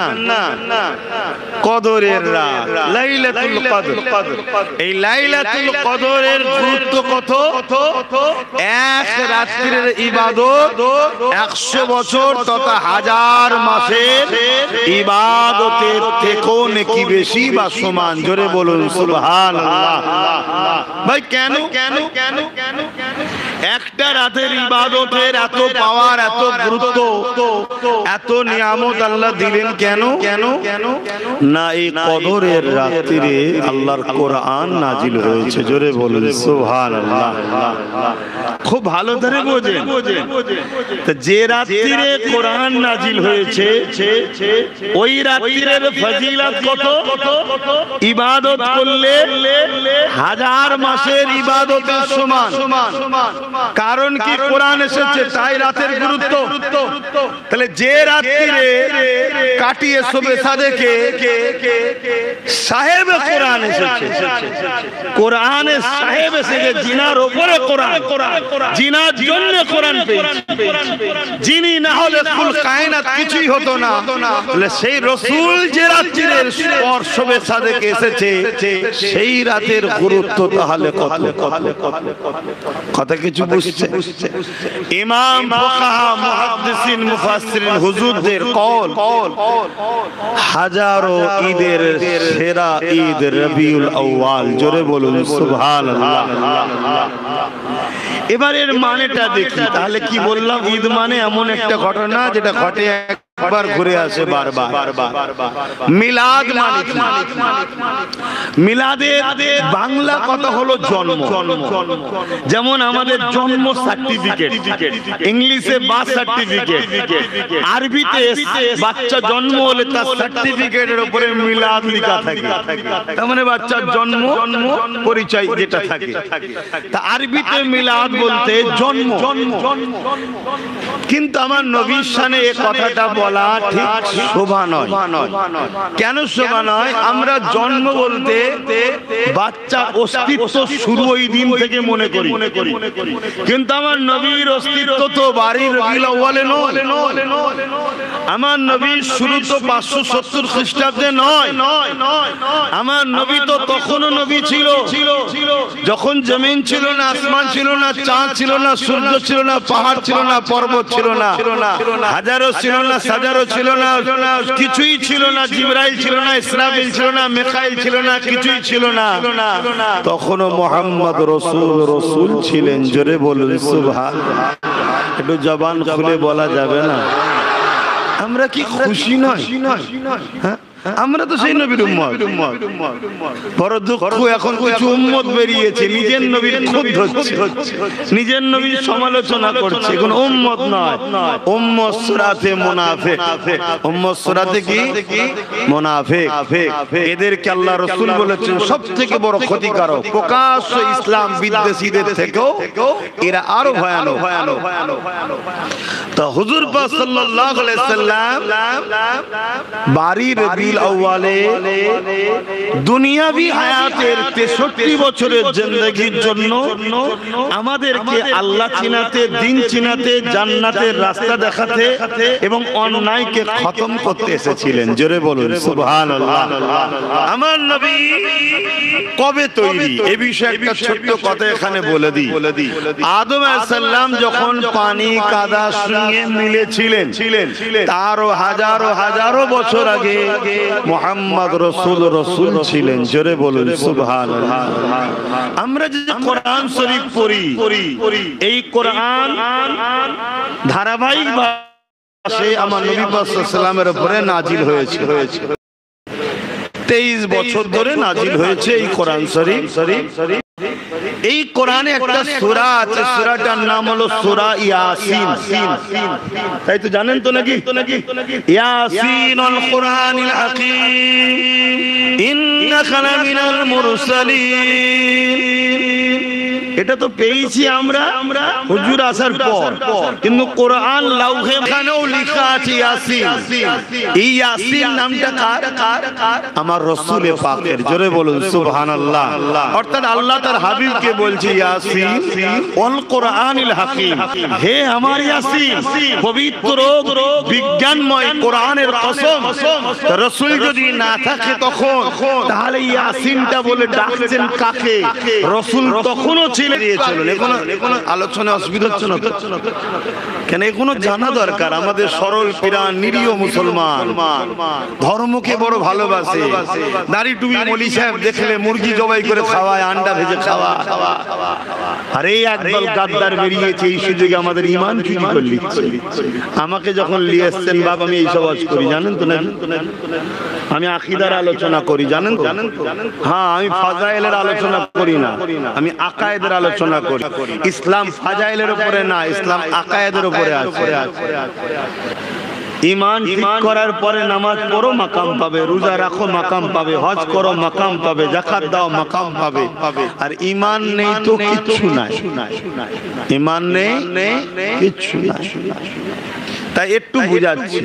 আমি যাব হুজুরের শিশুবেলার ওয়াকিয়া আপনাদের শোনাবো, শুনলে দরকার জানা।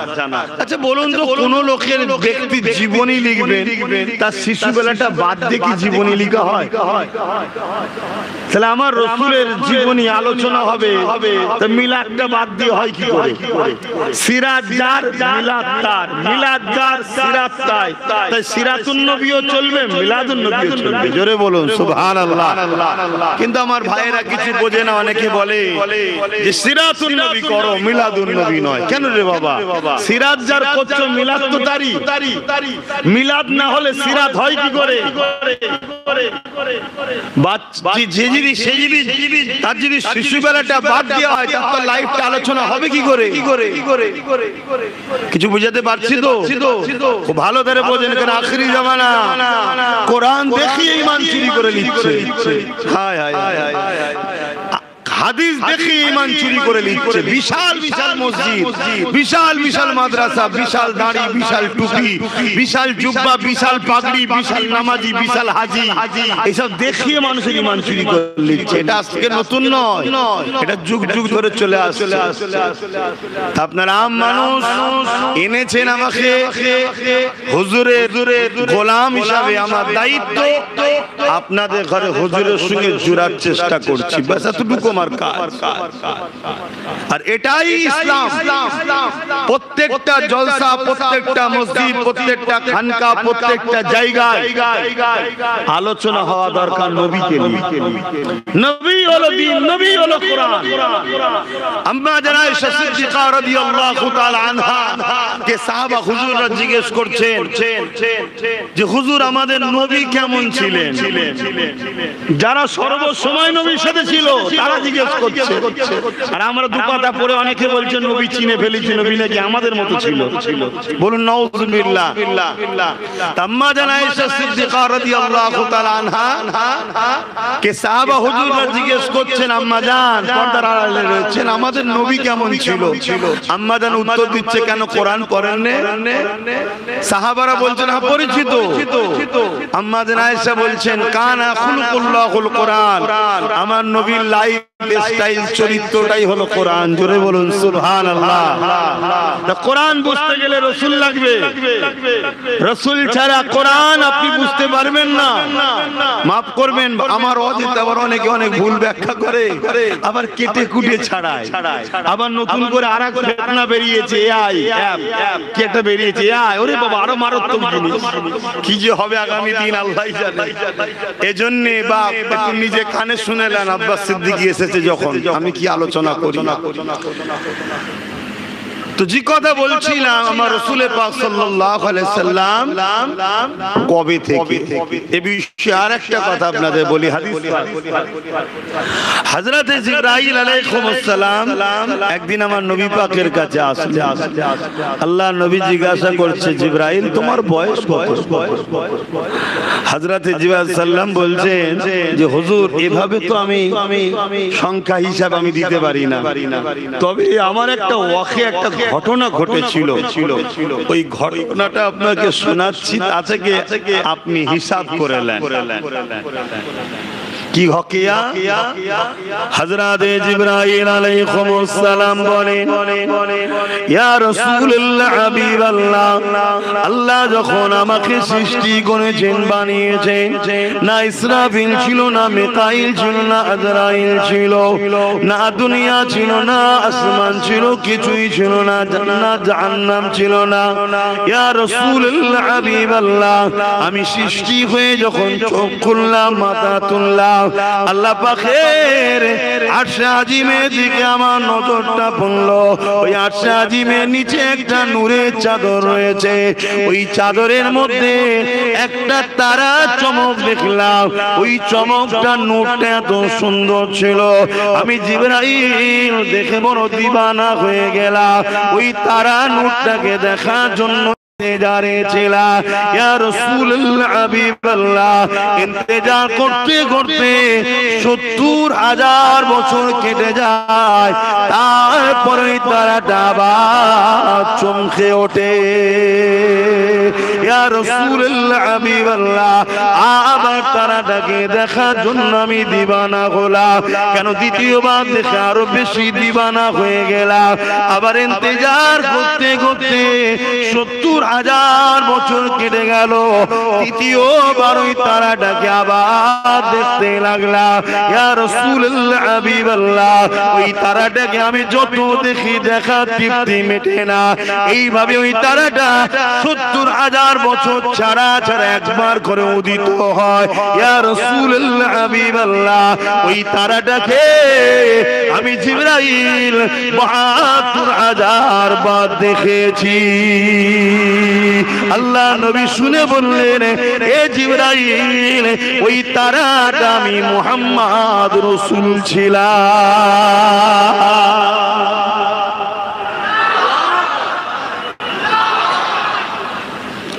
কোন নবীর উম্মত আমরা ভাবেন একবার। পুরো পৃথিবী জুড়ে একটাই মিশন চলছে, একটাই, সেটা হলো আমার নবীকে মিটিয়ে দাও, আমার নবীর থেকে উম্মতকে সরিয়ে দাও। শুনছেন আমার বাপেরা ভাইরা? নামাজ নিয়ে বিরোধী নেই, রোজা নিয়ে বিরোধী নেই, হজ নিয়ে বিরোধী নেই। আরে নাবির নিচে বাঁধবে না উপরে বাঁধবে তো ছোটখাটো ব্যাপার, এলে কোনো ঝগড়ার বিষয় তো নয়। এতে ইখতিলাফ জুজিয়াত মাসলা। এক ইমাম বলেছে নাবির উপরে, আর এক বলেছে নাবির নিচে, ওটা ছোটখাটো ব্যাপার। আমি আসতে বলবেন না জোরে বলবো, সব ছোটখাটো বিষয়, এগুলো ইখতিলাফ নয়।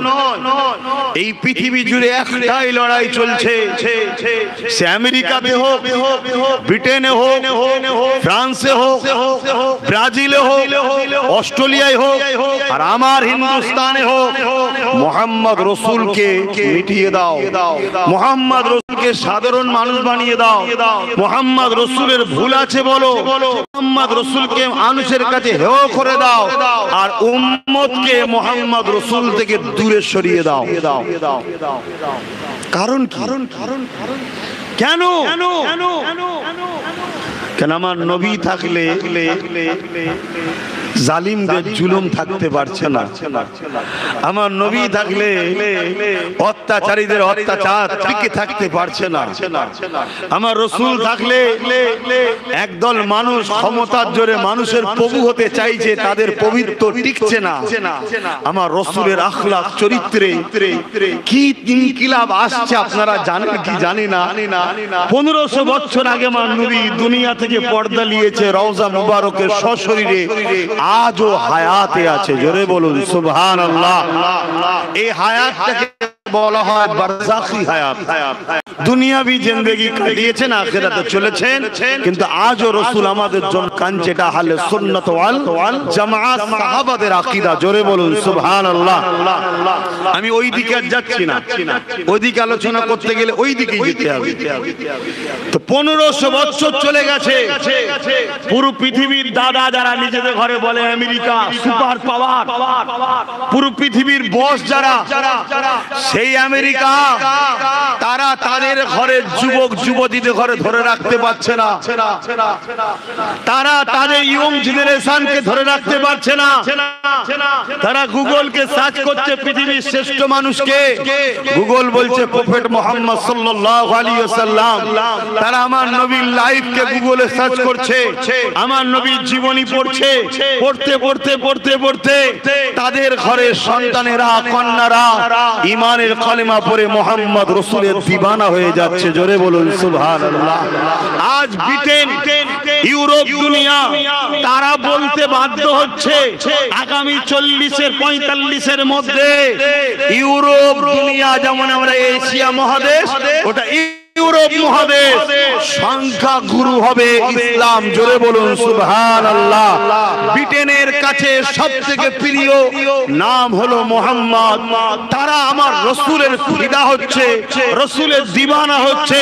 কেন? আমার নবীর সিরাত দেখছে, আমার নবীর মিলাদ দেখছে, আমার নবীর জীবনী পড়ছে, আমার নবীর উসওয়াতুন হাসানা আখলাক পড়ছে, আমার নবী ইন্নাকা লাআলা খুলুকিন আযীম, সবথেকে উত্তম চরিত্রওয়ালা মুহাম্মদ রাসূলের লাইফ স্টাইল দেখে তারা সব দলে দলে ঈমানের কলেমা পড়ে মুসলমান হচ্ছে। এই রুকার জন্য তারা রাসূলুল্লাহর শানে গোস্তাখি করে ফিল্ম বানাচ্ছে, কার্টুন বানাচ্ছে, হত্যা করছে, মারছে, মিথ্যা মিডিয়াতে ছড়াচ্ছে। এরপরও মুহাম্মদ রাসূল থেকে তারা তাদের ঘরের সন্তানদের দূরে রাখতে পারছে না। কেন? মুহাম্মদ রাসূল ইনসাফের নাম, সত্যের নাম, মানবতার নাম, প্রেমের নাম, ভ্রাতৃত্বের নাম, ভালোবাসার নাম, এতিমের সাহারার নাম, নারীদের অধিকারের নাম মুহাম্মদ রাসূল, জোরে বলুন সুবহানাল্লাহ, আরো চিৎকার দিয়ে বলুন সুবহানাল্লাহ। আজ যুব সমাজকে বলবো, যতক্ষণ না তুমি রসুল চিনতে পারবে তোমার নামাজ তোমাকে সুদ থেকে ছড়াবে না।